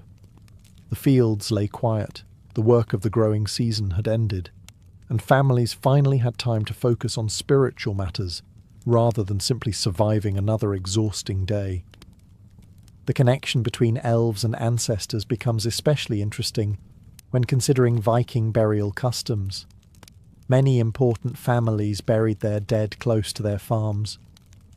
The boundary between the living household and those who had gone before remained surprisingly thin. Honouring the Alfar may have meant honouring generations of relatives whose protection was still considered active. One of the few written references comes from the Icelandic poet Sigvat Thordarson in the early 11th century. While travelling through Sweden after Christianity had begun spreading, he repeatedly sought lodging during Alpha Blot. Farm after farm refused him entry, explaining that sacred rites were taking place inside. Even a respected visitor had to continue down the road. That small story tells us something remarkable. This was not a public spectacle meant to impress neighbours or strengthen political alliances. It was deeply personal. Families gathered together, shut out the outside world, and quietly thanked the unseen forces they believed had protected their home. In a society famous for fearless raiders and roaring feasts, Alpha Blot reveals another side of the Vikings, one that valued silence, tradition, and the comforting belief that invisible friends, or perhaps invisible ancestors, still lingered just beyond the firelight, watching over the family through another long northern winter. By the time autumn arrived, the Vikings knew one simple truth. Whatever had not been harvested by now probably never would be. The days grew shorter almost by the hour, the nights turned colder, and the forests exchanged their green crowns for shades of gold and crimson. This was the season of Haustblot, the autumn sacrifice, a festival that balanced celebration with caution. The harvest was in, but winter was already visible on the horizon, quietly sharpening its teeth. Haustblot was one of the year's most practical religious festivals. Unlike the optimism of spring or the endless daylight of midsummer, autumn demanded realism. Families took stock of their grain stores, counted their livestock, salted meat, smoked fish, collected firewood, repaired roofs, and hoped they had estimated correctly how much food would be needed until spring. Imagine waking before sunrise to the sound of a Roman bugle echoing across misty hills instead of the bustling streets of Rome. You open your door, and rather than marble temples or crowded forums, you see timber houses, muddy roads, grazing cattle, and a massive stone fort filled with soldiers from every corner of the empire. Welcome to Rome's northern frontier, where love, marriage, and family unfolded in one of the most fascinating melting pots of the ancient world. The northern frontier stretched across Britain, the Rhine, and the Danube, marking the uneasy boundary between Roman civilization and the peoples the empire politely referred to as barbarians. In reality, life here was far less divided than Roman politicians like to imagine. Beyond the forts lived Britons, Germans, Gauls, and countless tribal communities. Inside the forts served men from Spain, Syria, North Africa, Thrace, and Italy. Why? A single marketplace could contain half a dozen languages before breakfast.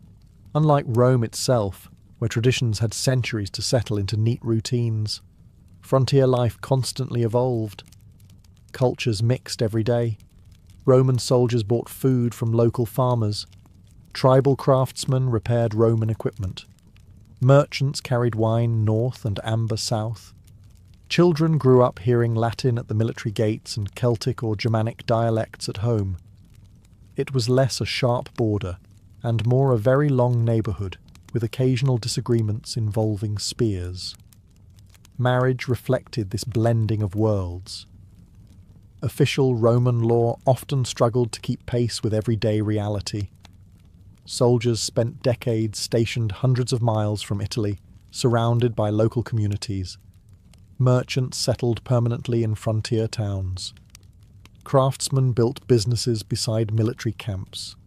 People met, fell in love, started families, and generally ignored the fact that bureaucrats back in Rome occasionally disapproved of their decisions. The settlements surrounding Roman forts became lively communities in their own right. Known today as VIII, these civilian villages housed blacksmiths, potters, innkeepers, traders, laundresses, and countless families whose livelihoods depended on the nearby garrison. They were places where Roman customs blended naturally with local traditions. A wedding feast might include imported Mediterranean wine served alongside local ale, while guests wore Roman brooches over cloaks woven in traditional tribal styles. Life on the frontier demanded practicality above all else. Winters could be brutal. Roads turned into rivers of mud, and news from Rome sometimes arrived months late, assuming it arrived at all. Under such conditions, choosing a spouse involved far more than romance. Marriage created partnerships that helped people survive. A reliable husband or wife meant another pair of hands during harvest, someone to manage the household during military campaigns, and a family network capable of enduring uncertain times. Yet, despite the hardships, the frontier offered opportunities unavailable elsewhere in the empire. Here, social boundaries often became surprisingly flexible. Roman citizens married local women. Tribal leaders formed alliances with Roman officials. Children inherited traditions from both parents, creating entirely new identities that belonged neither wholly to Rome nor entirely to the tribes beyond its borders. So while emperors in distant palaces debated the fate of the empire, ordinary people along its northern edge were quietly building something far more lasting. Families that proved love could cross borders far more easily than any Roman legion ever could. Now that you've settled into life on the empire's northern edge, another question quickly emerges. How did people actually find someone to marry in a place built around military forts, muddy roads, and enough cultural differences to make even simple greetings occasionally awkward? The answer is surprisingly ordinary. Despite the image of the frontier as a bleak military outpost, it was full of life. Roman forts attracted people the way modern cities attract businesses. Wherever thousands of soldiers settled, opportunities followed. Traders arrived with carts full of wine, olive oil, pottery and cloth.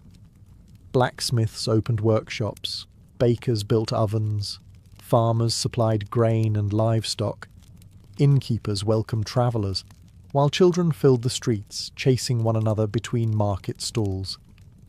Naturally, young men and women met one another. Markets became some of the busiest social spaces on the frontier. Families travelled from nearby villages to sell livestock, wool, vegetables, or handmade goods. Roman merchants bargained with tribal farmers, soldiers wandered through the stalls during their free hours, and conversations began over something as simple as purchasing a loaf of bread or a new pair of boots. Love stories have started for stranger reasons. Religious festivals also created opportunities. Roman temples stood alongside sacred groves and local shrines, and both attracted large crowds during important celebrations. Music, feasting, athletic competitions, and religious ceremonies brought together people who might otherwise spend months living miles apart.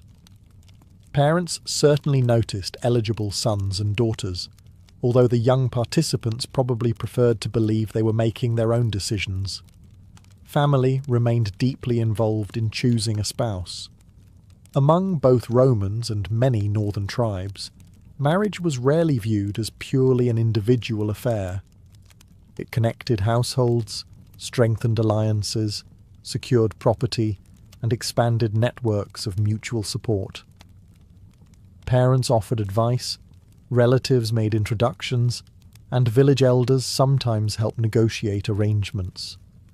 Romantic love existed, but practical considerations usually received an equal vote. One fascinating aspect of frontier life involved Roman soldiers themselves. For much of the early empire, ordinary legionaries were officially forbidden from contracting legal marriages during active service. Roman authorities believed soldiers fought more effectively if they remained free from family obligations. It was a policy that looked sensible on parchment in Rome, but considerably less convincing after 25 years stationed beside Hadrian's Wall. Reality ignored the law. Many soldiers formed long-term relationships with local women anyway. These unofficial partners lived in the civilian settlements outside the forts, raising children and managing households, while their companions served inside the walls. Tombstones discovered across Britain and the Rhine tell remarkably personal stories of these families. Inscriptions lovingly mention wives, companions, daughters, and sons, even when Roman law refused to recognize every relationship formally. Everything changed during the reign of Emperor Septimius Severus in the early 3rd century. He finally permitted soldiers to marry legally while serving, acknowledging what had long been obvious. Thousands of military families already existed. The law had simply spent decades pretending otherwise. Mixed marriages became increasingly common. A cavalryman from Spain might marry a British woman. An auxiliary soldier recruited from Batavia could settle with a local German family.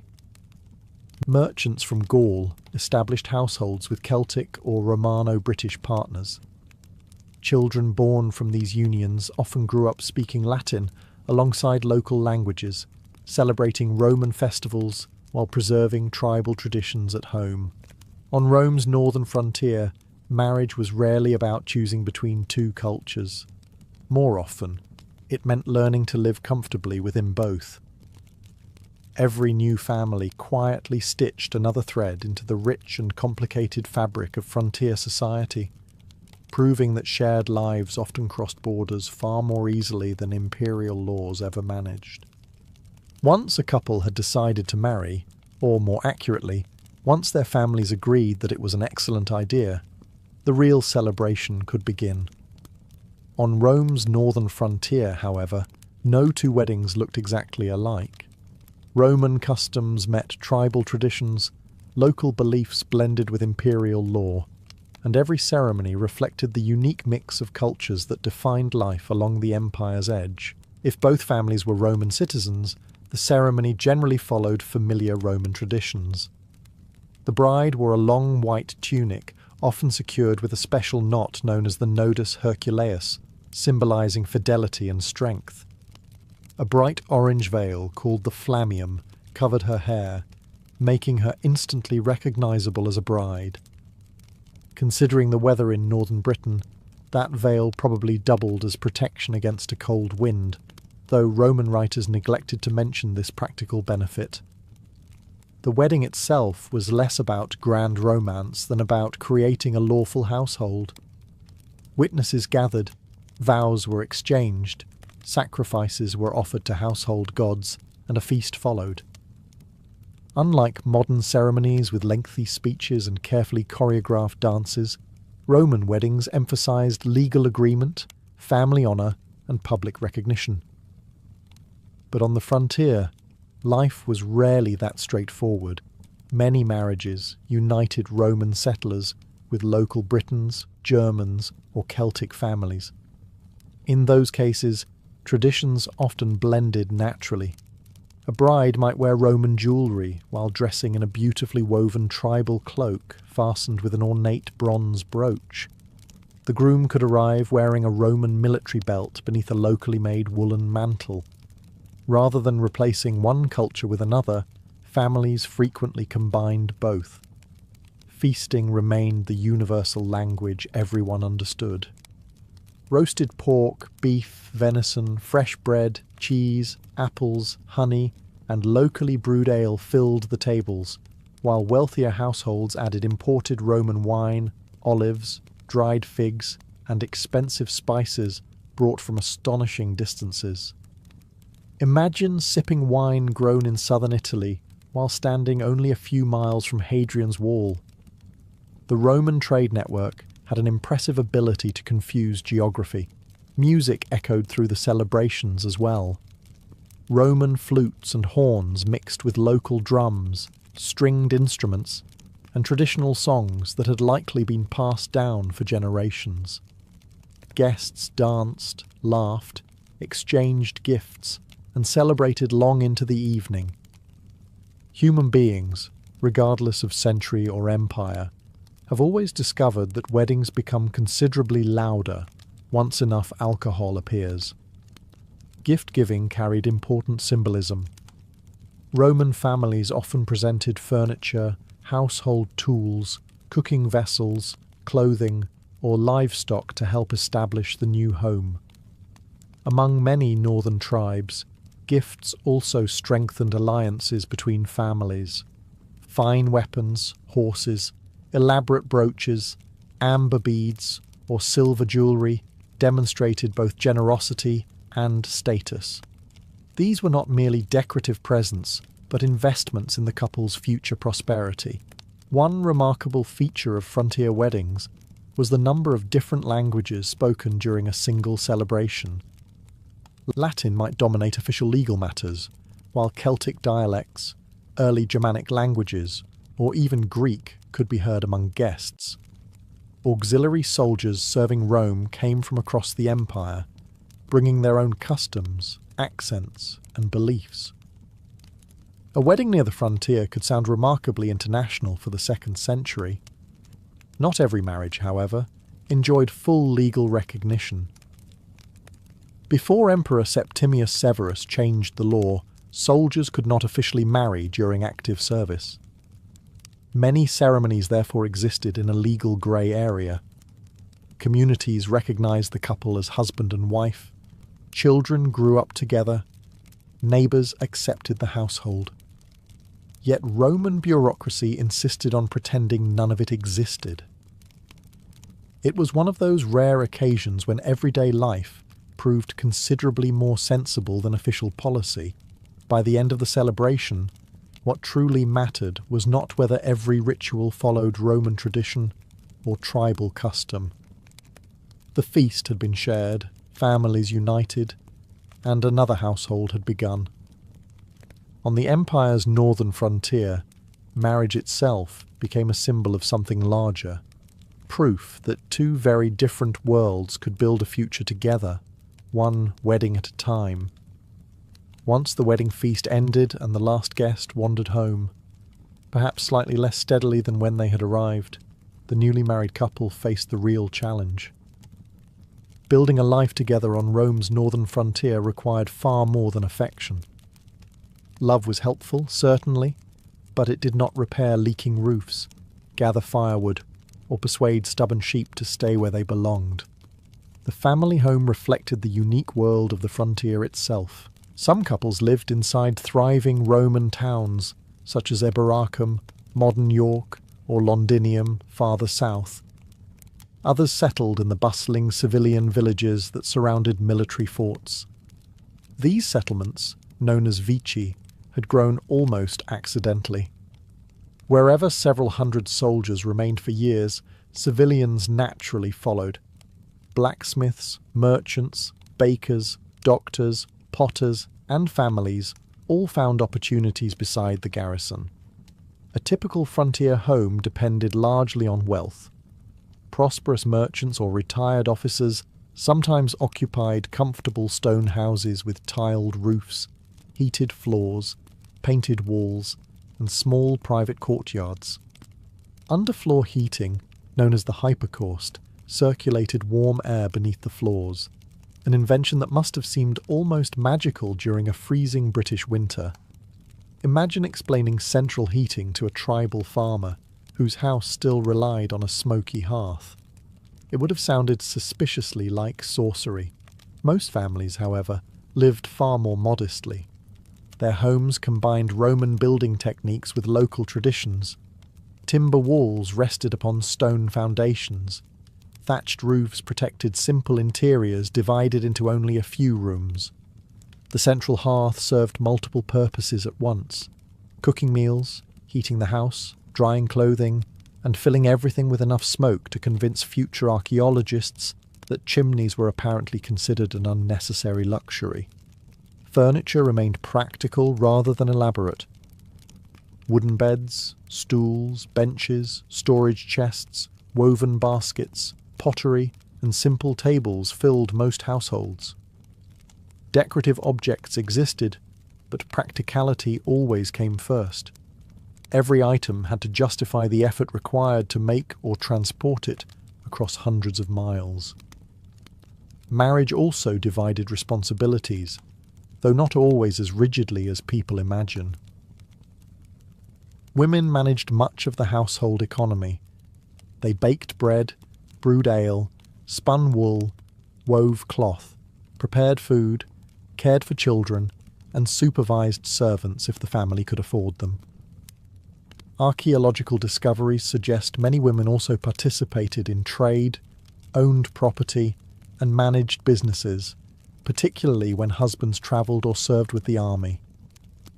Men worked farms, practiced skilled trades, operated workshops, or served in the military. Yet frontier life demanded flexibility. If repairs needed doing, everyone helped. If harvest season arrived, every available hand entered the fields. Survival cared remarkably little for traditional job descriptions. Children quickly became contributors rather than simply dependents. From an early age, they learned practical skills. Boys often accompanied fathers into workshops or farms, while girls learned spinning, weaving, cooking, and household management from mothers and older relatives. Of course, reality frequently ignored these neat divisions.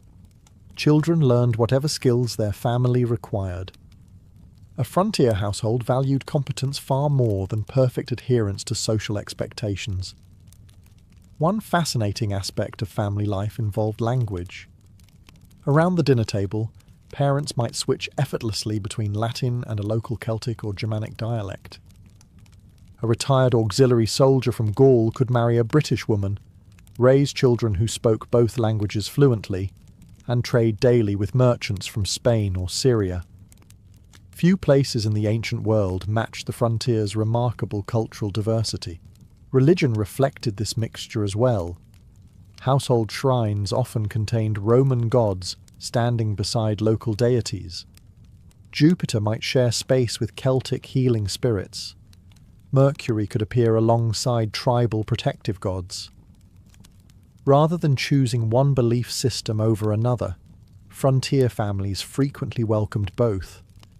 After all, when raising children beside one of the empire's most unpredictable borders, having extra divine protection seemed like a perfectly sensible precaution. Home, then, became far more than four walls and a roof. It was where Roman customs met local traditions every single day, where children inherited two worlds instead of one, and where ordinary families quietly created a society that belonged fully to neither Rome nor the tribes beyond its borders, but somehow became stronger because of both. A few years after the wedding, your home has become noticeably louder. Small sandals are scattered across the floor. Someone has managed to spill porridge in a place that seems physically impossible, and the family dog has decided this is an excellent opportunity to steal dinner. In other words, life on Rome's northern frontier is progressing exactly as it should. Children stood at the very heart of frontier society. They represented not only the future of a family, but also its survival. Every child meant another pair of hands that would eventually help plough fields, tend livestock, weave cloth, repair buildings, or carry on the family trade. Life expectancy was uncertain, and infant mortality remained tragically common, making every healthy child a source of both joy and cautious hope. The first years of life were often dangerous. Disease spread easily, medicine remained limited, and harsh winters tested even the healthiest families. Parents protected newborns with practical care as well as religious rituals. Small amulets, carved pendants, and protective charms have been discovered across Roman Britain and the German frontier. Whether dedicated to Jupiter, local Celtic gods, or household spirits, these objects reflected the same wish every parent has ever shared. Let this child grow safely into adulthood. As children became older, learning happened naturally through observation rather than formal classrooms. A young boy might spend the morning following his father through a blacksmith's workshop, watching glowing iron transform into nails, horseshoes, or spearheads. Another accompanied his mother to the marketplace, learning how to bargain with merchants who somehow insisted their prices were always the lowest you'll find. Apparently, this sales technique has survived remarkably well for 2,000 years. Girls learned equally valuable skills. They spun wool into thread, helped weave clothing, prepared food, cared for younger siblings, and gradually took on greater responsibilities within the household. Yet archaeology suggests these roles were not entirely rigid. On the frontier, practicality almost always defeated tradition. Everyone learned whatever the family needed most. Many children grew up speaking 2 languages almost without realizing it. Imagine sitting around the evening fire. Your father, a retired cavalryman from Gaul, speaks Latin while telling stories about serving under the emperor. Your mother answers in the local Brittonic language, and your grandmother occasionally interrupts with words neither parent quite pronounces correctly anymore. Before long, you switch effortlessly between both languages depending on who asks you a question. This bilingual childhood became surprisingly common along the frontier. Education itself varied enormously. Wealthier Roman families sometimes hired tutors who taught reading, writing, arithmetic, and classical literature. Children practiced letters by scratching them into wax tablets, and learned enough mathematics to manage business or military administration later in life. Most frontier children, however, received an education built upon experience rather than books. They learned how to recognize changing weather before a storm arrived. They knew which herbs eased a fever, how to repair fences after winter damage, and when livestock needed moving to better pasture. These lessons rarely appeared in Roman philosophy, yet they proved considerably more useful when your roof unexpectedly began leaking in the middle of January. Religion also shaped childhood. Families celebrated Roman festivals, local tribal ceremonies, or often both. A child might attend sacrifices to Jupiter at a Roman temple before joining relatives for traditional Celtic seasonal celebrations. Rather than seeing these beliefs as contradictory, frontier families simply accepted them as different ways of understanding the same unpredictable world. Growing up on Rome's northern frontier meant inheriting 2 identities from birth. These children belonged to the empire, yet they also belonged to the ancient lands beyond it. They spoke multiple languages, followed blended traditions, and lived between cultures so naturally that they rarely questioned it. In many ways, they became something entirely new, a generation that proved the strongest frontier was never the one marked by walls, but the one crossed every day by ordinary families building a shared future. Life on Rome's northern frontier could be deeply rewarding, but it was never easy. The same roads that carried merchants, new neighbours, and wedding processions also carried marching legions, tax collectors, and the occasional alarming report that someone beyond the frontier had decided diplomacy was becoming terribly overrated. Marriage here was not simply about sharing happy moments. It was about enduring uncertainty together, For military families, separation became almost routine. A legion or auxiliary unit could receive orders to patrol the frontier, escort officials, repair roads, or respond to unrest with very little notice. A husband might disappear for weeks or months, leaving his wife to manage the household alone, and she usually did. Archaeological evidence and inscriptions suggest frontier women often ran farms, supervised workshops, collected payments, negotiated with merchants, and raised children while their husbands served elsewhere. They were far more than passive companions waiting patiently by the door. Without them, many frontier communities simply could not have functioned. Letters discovered at Vindolanda, just south of Hadrian's Wall, offer remarkable glimpses into this world.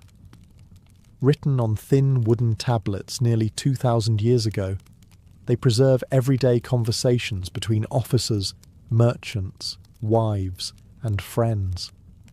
One famous letter, written by Claudia Severa to Sulpicia Lepidina, warmly invites her to a birthday celebration. It is one of the earliest surviving examples of writing by a woman in Latin. The invitation itself sounds wonderfully ordinary. There are no dramatic speeches about the empire or glorious military victories. Instead, one woman simply hopes another will come celebrate her birthday.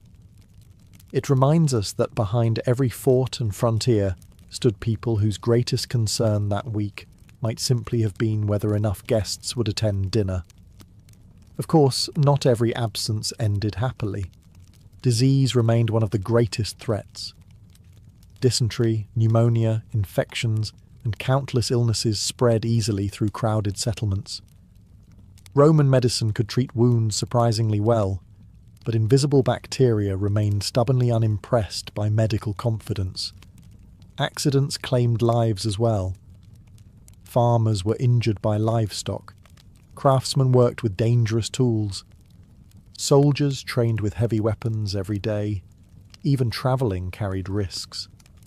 Roads became muddy, rivers flooded, and bandits occasionally decided someone else's belongings looked more appealing than earning their own.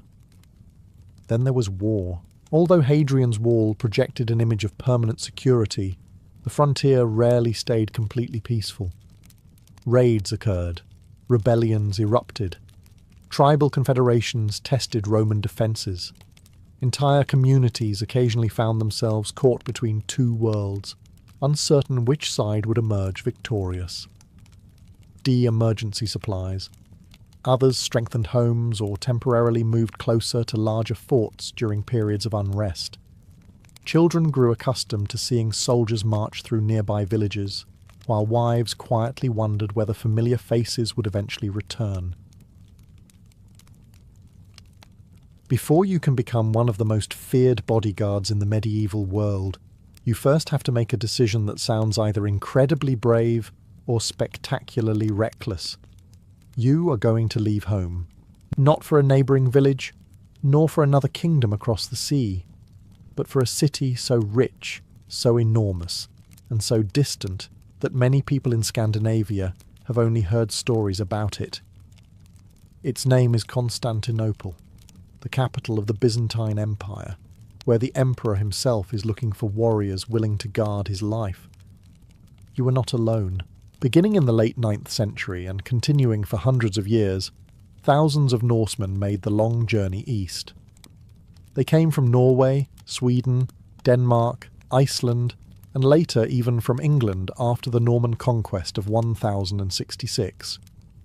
Anglo-Saxon nobles and warriors who had lost everything to William the Conqueror found a second chance in the emperor's service, standing shoulder to shoulder with descendants of the very Vikings who had once raided their homeland. History has an excellent sense of irony. Why would anyone leave the familiar fjords and forests of the north? Part of the answer was wealth. The Byzantine Empire was the richest state in Europe. While many Scandinavian farmers measured prosperity by the number of sheep or cattle they owned, Constantinople measured it in gold coins. Real gold coins, not promises, not livestock, not sacks of grain, but beautifully minted solidi and later numismata that were accepted throughout the Mediterranean. A successful Varangian could earn more in a few years than many families back home might accumulate over generations. Adventure also played its part. Young men who had grown up listening to sagas about distant lands did not dream of spending every day repairing fences or arguing over whose goats had wandered into whose field. The East promised bustling cities, exotic markets, magnificent churches, and battles worthy of being remembered. Besides, after surviving a Scandinavian winter, almost anywhere else sounded pleasantly inviting. The journey itself, however, was anything but easy. Most recruits travelled through Sweden before entering the great river systems of Eastern Europe. From there they followed famous trade routes used by the Rus merchants, navigating the Volkhov, Dnieper, and other rivers that linked the Baltic Sea to the Black Sea. Their ships had to be dragged over land between waterways during difficult portages, a process involving enormous effort, plenty of mud, and almost certainly several colourful complaints that history politely forgot to record. The dangers never stopped. Bandits lurked along the riverbanks. Hostile tribes controlled certain territories. Rapids could smash boats against hidden rocks, while disease, hunger, and exhaustion accompanied travellers every step of the way. Some recruits never reached Constantinople at all, disappearing somewhere along the endless waterways that connected northern Europe with the Byzantine world. Then, after months of travel, the city finally appeared. Nothing in Scandinavia could prepare you for Constantinople. Its colossal walls stretched across the landscape like mountains built by human hands. Golden church domes shimmered beneath the sun. Hundreds of ships crowded its harbours, carrying goods from Egypt, Arabia, Italy, Armenia, and lands you had probably never heard of. The streets overflowed with merchants speaking dozens of languages, while spices, silk, incense, and perfumes filled the air with unfamiliar scents. For a young Viking arriving from the forests of the north, Constantinople must have felt less like another city and more like another planet. And somewhere behind those immense walls waited the emperor himself, the ruler who was about to entrust complete strangers from the edge of Europe with the most important duty in his entire empire, protecting his own life. After months of rivers, storms, aching muscles, suspicious innkeepers, and enough mosquitoes to convince you nature held a personal grudge, you finally stand inside the greatest city in Europe. But simply arriving in Constantinople does not make you a Varangian. Plenty of foreigners reach the city hoping to earn their fortune. Only a select few would be trusted with guarding the most powerful man in the Christian world. The Byzantine emperor did not need more soldiers. He already commanded professional armies spread across 3 continents. He had generals, palace guards, elite cavalry, and thousands of experienced troops. What he needed was something much rarer, someone he could trust. That may sound surprising. Why would a Byzantine emperor trust a foreign Viking more than one of his own subjects? The answer lies in Byzantine politics, which were every bit as dangerous as the empire's enemies. Constantinople was magnificent, but it was also a city overflowing with ambitious nobles, influential generals, wealthy families, and court officials who constantly competed for power. Emperors were occasionally overthrown, imprisoned, blinded, or quietly removed from history by people who had sworn absolute loyalty only a few weeks earlier. Working at the imperial court was rather like living inside a beautifully decorated nest of snakes. Foreign warriors offered something unique. They had no powerful relatives in Constantinople. They owned no estates in the empire. They belonged to no political faction, supported no rival noble family, and had no interest in palace conspiracies. Their future depended entirely upon the emperor who employed them. If he remained on the throne, they remained wealthy. If he fell, so did their fortunes. Loyalty suddenly became very simple. Before entering the guard, every recruit swore a solemn oath directly to the emperor himself. This was no casual promise exchanged over a cup of ale. Oaths carried enormous weight in both Viking and Byzantine cultures. For a Norse warrior, breaking an oath brought lasting dishonour. A man's reputation often survived longer than his body, and being remembered as an oath-breaker was one of the worst legacies imaginable. The Byzantines understood this remarkably well. They recognised that these northern warriors considered personal loyalty almost sacred. Once sworn, your allegiance belonged to the emperor alone, not to a general, not to a governor, not even to another member of the imperial family. If rival princes fought over the throne, your duty remained protecting the reigning emperor until lawful authority changed. The Varangians earned a reputation for standing beside their master, even when entire Byzantine armies changed sides.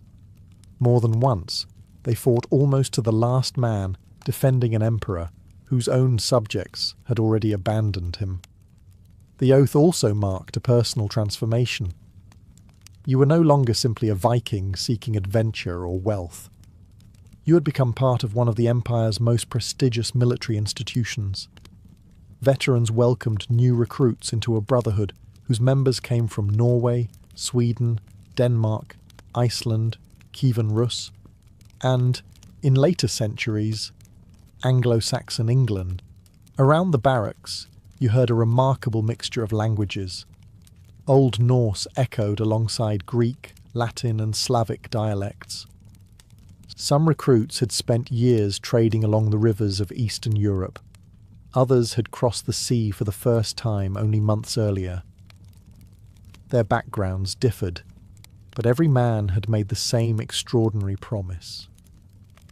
Perhaps the greatest irony of all was this: the Byzantine emperor surrounded himself with men whose grandfathers might have terrified Europe's coastlines as Viking raiders. Yet inside Constantinople's palace, those same northern warriors became the very symbol of unwavering loyalty. The emperor did not trust them because they were Vikings. He trusted them because they belonged to no one else. Now that you have sworn your oath, the emperor considers you loyal. That does not necessarily mean he considers you competent.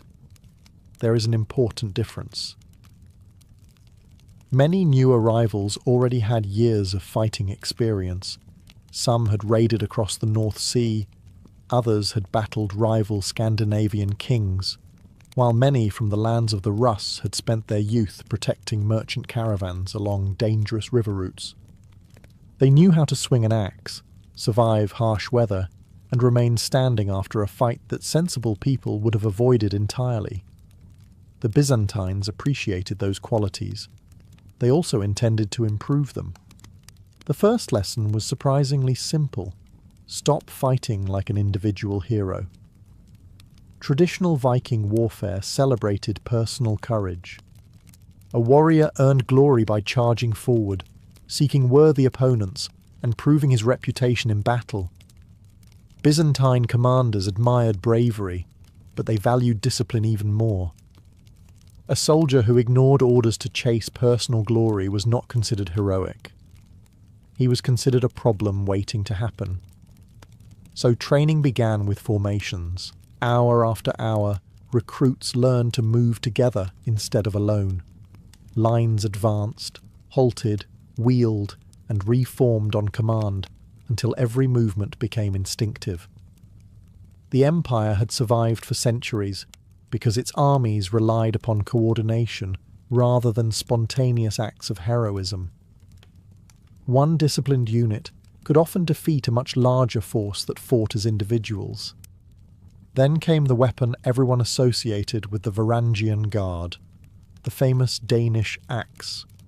Its long wooden shaft often reached nearly the height of the man carrying it, while its broad blade could split shields, helmets, and occasionally the confidence of anyone standing in the wrong place. Contemporary writers frequently describe the Varangians carving paths through enemy formations with these enormous weapons. Using one effectively, however, demanded far more than raw strength. The axe was surprisingly balanced, requiring careful footwork and timing. Swing too early, and your opponent stepped aside. Swing too late, and someone else introduced you to the unpleasant end of a spear. Veteran instructors drilled recruits endlessly, correcting stance, grip, and movement, until every strike flowed naturally into the next. Of course, the axe was not the only weapon. Varangians also trained with swords, spears, daggers, and shields. Archery received less emphasis than among some Byzantine troops, but every guardsman needed to understand multiple weapons. Battlefield conditions changed quickly, and surviving often depended upon adapting faster than your opponent. Training extended well beyond combat. Unlike ordinary soldiers, the Varangian Guard spent much of its time protecting the emperor himself. That meant learning palace security, escort procedures, ceremonial formations, and how to remain perfectly alert during hours of standing guard. This last skill proved harder than it sounded. Imagine remaining absolutely motionless while wearing heavy armour, holding a massive axe, surrounded by glittering marble halls, and resisting the urge to scratch your nose for 3 consecutive hours. It required a level of self-control that no saga writer ever thought worth celebrating. The recruits also had to learn Byzantine military customs. Commands were often given in Greek, requiring foreign warriors to memorize essential vocabulary. They studied ranks, signals, battle standards, and the complex organization of the imperial army. No one expected a Norseman to become a philosopher overnight, but understanding orders before the battle started generally improved one's chances of surviving it. Veteran Varangians played an essential role in this transformation. Many had served for decades, fighting in Italy, Anatolia, Syria, and the Balkans. Their bodies carried scars earned against Bulgarians, Arabs, Normans, and rebellious Byzantine generals alike. They taught younger recruits lessons that no manual could provide: when to conserve strength, how to recognize an ambush, and why confidence should never be confused with carelessness. Slowly, almost without noticing, you began to change. You still carried the courage of a Viking, the determination of a northerner, and the instincts that had brought you safely across half of Europe. But now those qualities were sharpened by Byzantine discipline. You were no longer simply a foreign warrior seeking fortune. You were becoming exactly what the emperor needed: a guardsman capable of standing perfectly still in the palace, then charging fearlessly into battle the very next day. Few soldiers in the medieval world were expected to master both. Fewer still ever did. After weeks of training, bruises, and enough shouted Greek commands to make your head spin, you finally receive the assignment every recruit has imagined since arriving in Constantinople. You are going to serve inside the Great Palace. This is no ordinary military barracks. The Great Palace is the beating heart of the Byzantine Empire, a vast complex overlooking the Bosporus, where emperors govern millions of subjects stretching from Italy to the borders of Armenia. It contains throne rooms, chapels, gardens, libraries, audience halls, private apartments, treasuries, workshops, and enough corridors to ensure that getting lost becomes a perfectly respectable career choice. For someone raised in a Scandinavian longhouse, the first impression borders on overwhelming. Marble floors gleam beneath your boots. Walls shimmer with mosaics made from tiny pieces of coloured glass and gold. High ceilings disappear into elaborate domes, while fountains quietly flow through peaceful courtyards filled with exotic plants brought from distant provinces. Silk curtains hang where rough wool would have been considered luxurious back home. The palace does not simply display wealth. It is designed to impress everyone who enters. Foreign ambassadors from the Holy Roman Empire, the Caliphate, Kievan Rus, and countless other kingdoms walk through these halls before meeting the emperor. Every polished stone, every golden chandelier, every carefully choreographed ceremony reminds visitors that they stand before one of the richest and oldest empires on earth. Your job is to ensure nothing interrupts that illusion. The Varangian Guard protects every important entrance.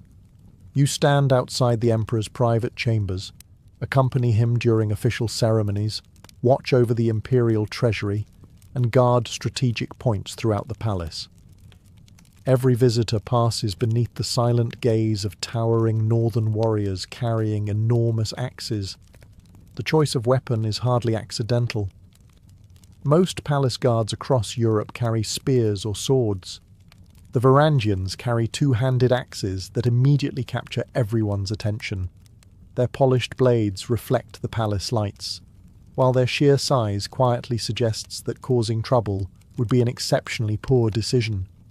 Interestingly, much of your day involves standing beside doors, standing beside staircases, standing beside the throne, standing beside corridors that appear perfectly empty until someone very important suddenly decides to walk through them.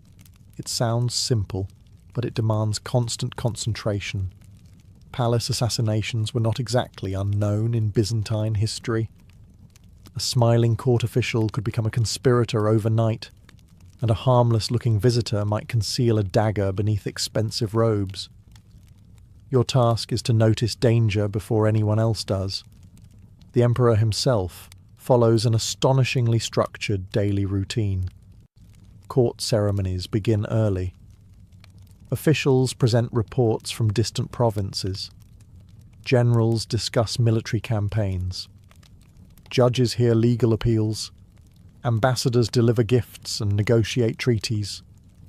Religious ceremonies occupy an equally important place, with the emperor attending services inside magnificent churches, accompanied by an elaborate procession. Wherever he goes, the Varangians go too. They march beside him in disciplined formation, towering above most members of the court. Contemporary Byzantine writers frequently describe the guard as physically imposing, their fair hair and massive axes making them instantly recognizable among the richly dressed officials surrounding the emperor. Yet, life inside the palace is not entirely rigid. Between duties, you share meals with fellow guardsmen drawn from every corner of northern Europe. Stories circulate constantly. Veterans speak about campaigns in Sicily, battles against the Bulgarians, or narrow escapes in the mountains of Anatolia. New recruits listen carefully, trying to separate genuine military wisdom from tales that have grown slightly more impressive after several cups of wine. There is also another challenge: learning palace etiquette. In Scandinavia, greeting a king might involve a respectful nod and direct conversation. In Constantinople, protocol governs almost every movement. There are proper ways to bow, proper moments to speak, proper routes through the palace, and proper distances from the emperor himself. Accidentally violating court etiquette will not usually cost your life, but it may earn disapproving looks capable of making even seasoned generals uncomfortable. Slowly, the palace becomes familiar. The endless corridors no longer seem confusing. The ceremonies become routine. The glittering mosaics lose some of their ability to astonish. Yet one fact never changes. Every night, while the emperor sleeps behind guarded doors, it is you, a warrior from the cold forests of the north, who stands between the ruler of the Byzantine Empire and anyone foolish enough to threaten him. Guarding the emperor's palace is an immense honour. It is also, at times, surprisingly uneventful. There are only so many hours you can spend watching diplomats bow, servants hurry through corridors, and officials argue over matters that somehow require 6 meetings instead of 1. Then the order arrives. The emperor is going to war. Suddenly, The polished marble floors of the great palace are replaced by dusty military roads stretching across mountains, forests, and endless plains. Your magnificent ceremonial axe is no longer intended to impress foreign ambassadors. It is about to meet enemy shields. The Varangian Guard was never simply a decorative palace unit. Despite their reputation as imperial bodyguards, they regularly accompanied Byzantine emperors on military campaigns. Wherever the ruler went, his most trusted warriors followed. If the emperor rode into battle, the Varangians formed the steel wall around him. And they fought. By the 10th and 11th centuries, the Byzantine Empire faced enemies in almost every direction. To the east stood Arab armies, and later the Seljuk Turks. In the Balkans, Bulgarian rulers challenged imperial authority. In southern Italy and Sicily, ambitious Norman knights carved out new kingdoms. Occasionally, the greatest threat came from inside the empire itself, where rebellious generals decided they preferred wearing the imperial crown rather than merely saluting it. The Varangian Guard found itself fighting all of them. Unlike many Byzantine units, which specialized in cavalry, archery, or skirmishing, the Varangians excelled as heavy infantry. Their task was brutally straightforward: break the enemy where resistance was strongest. Imagine standing shoulder to shoulder with hundreds of fellow guardsmen, each carrying a towering Danish axe. Across the field waits an enemy shield wall. The signal sounds. Slowly at first, then with increasing speed, your line advances. When the two formations collide, the Varangians unleash the full power of their weapons. Their enormous axes were capable of smashing through shields, helmets, and even the long spears that opposing infantry relied upon. Contemporary chroniclers frequently described the guard cutting wide gaps into enemy formations, allowing the rest of the Byzantine army to exploit the opening. Of course, the weapon alone did not guarantee victory. Success depended upon discipline. A recruit who rushed ahead seeking personal glory endangered everyone beside him. Veterans constantly reminded younger warriors that surviving the battle mattered considerably more than becoming the subject of an impressive funeral speech. One campaign after another strengthened the Guard's reputation. During the reign of Emperor Basil II, often called the Bulgar Slayer, the Varangians fought in the long wars against the Bulgarian Empire. Basil valued disciplined troops above almost everything else, and the Northern Guardsmen repeatedly proved worthy of his confidence. They also served in Italy, where Byzantine armies clashed with Norman adventurers such as Robert Guiscard. Ironically, many Normans shared distant Viking ancestry with the Varangians. On more than one battlefield, descendants of the northern raiders fought one another beneath Mediterranean sunshine, probably wondering how their ancestors would have reacted to such an unlikely reunion. Perhaps the Guard's most famous battle came in 1066 at Hastings. Not because they fought there, but because that battle transformed the Guard forever. After William the Conqueror defeated King Harold II of England, many surviving Anglo-Saxon nobles refused to serve the new Norman king. Instead, they sailed east to Constantinople, where they joined the Varangian Guard in large numbers.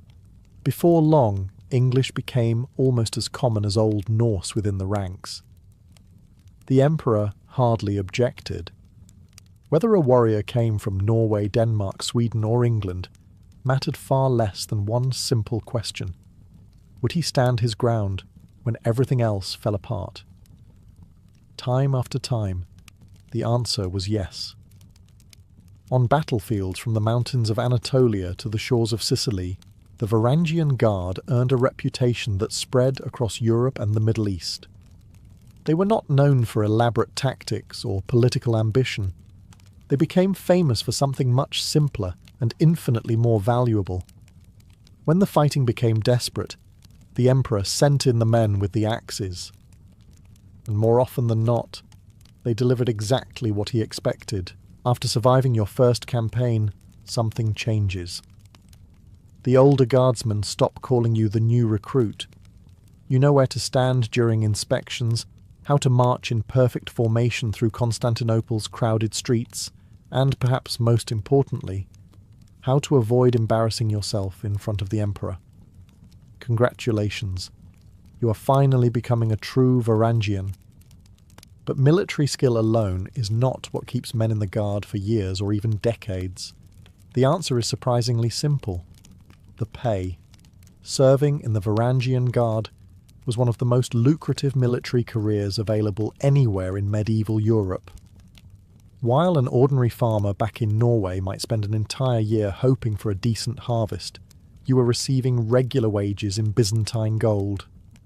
Real gold.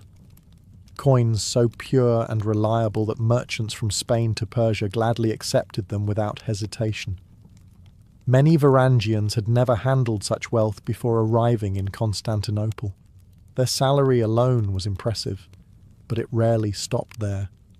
Successful campaigns often brought generous bonuses.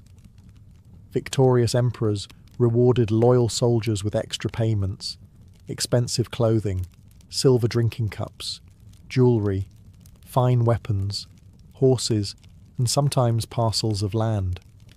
Every military triumph could mean another fortune added to your purse. Then there was the privilege every Varangian quietly hoped would one day become relevant. Whenever an emperor died naturally, tradition allowed members of the Guard to enter the imperial palace before almost anyone else, and claim certain movable valuables as part of their reward. Byzantine writers referred to this remarkable custom as the pollutersvarf, a word of Old Norse origin, meaning something close to palace plunder. Before you imagine the guards sprinting through the corridors stuffing golden statues into sacks, the reality was rather more organised. The privilege followed established rules, and it only applied after the emperor's death, not after a convenient misunderstanding involving an axe. The Byzantines were many things, but they generally preferred their emperors alive until fate decided otherwise.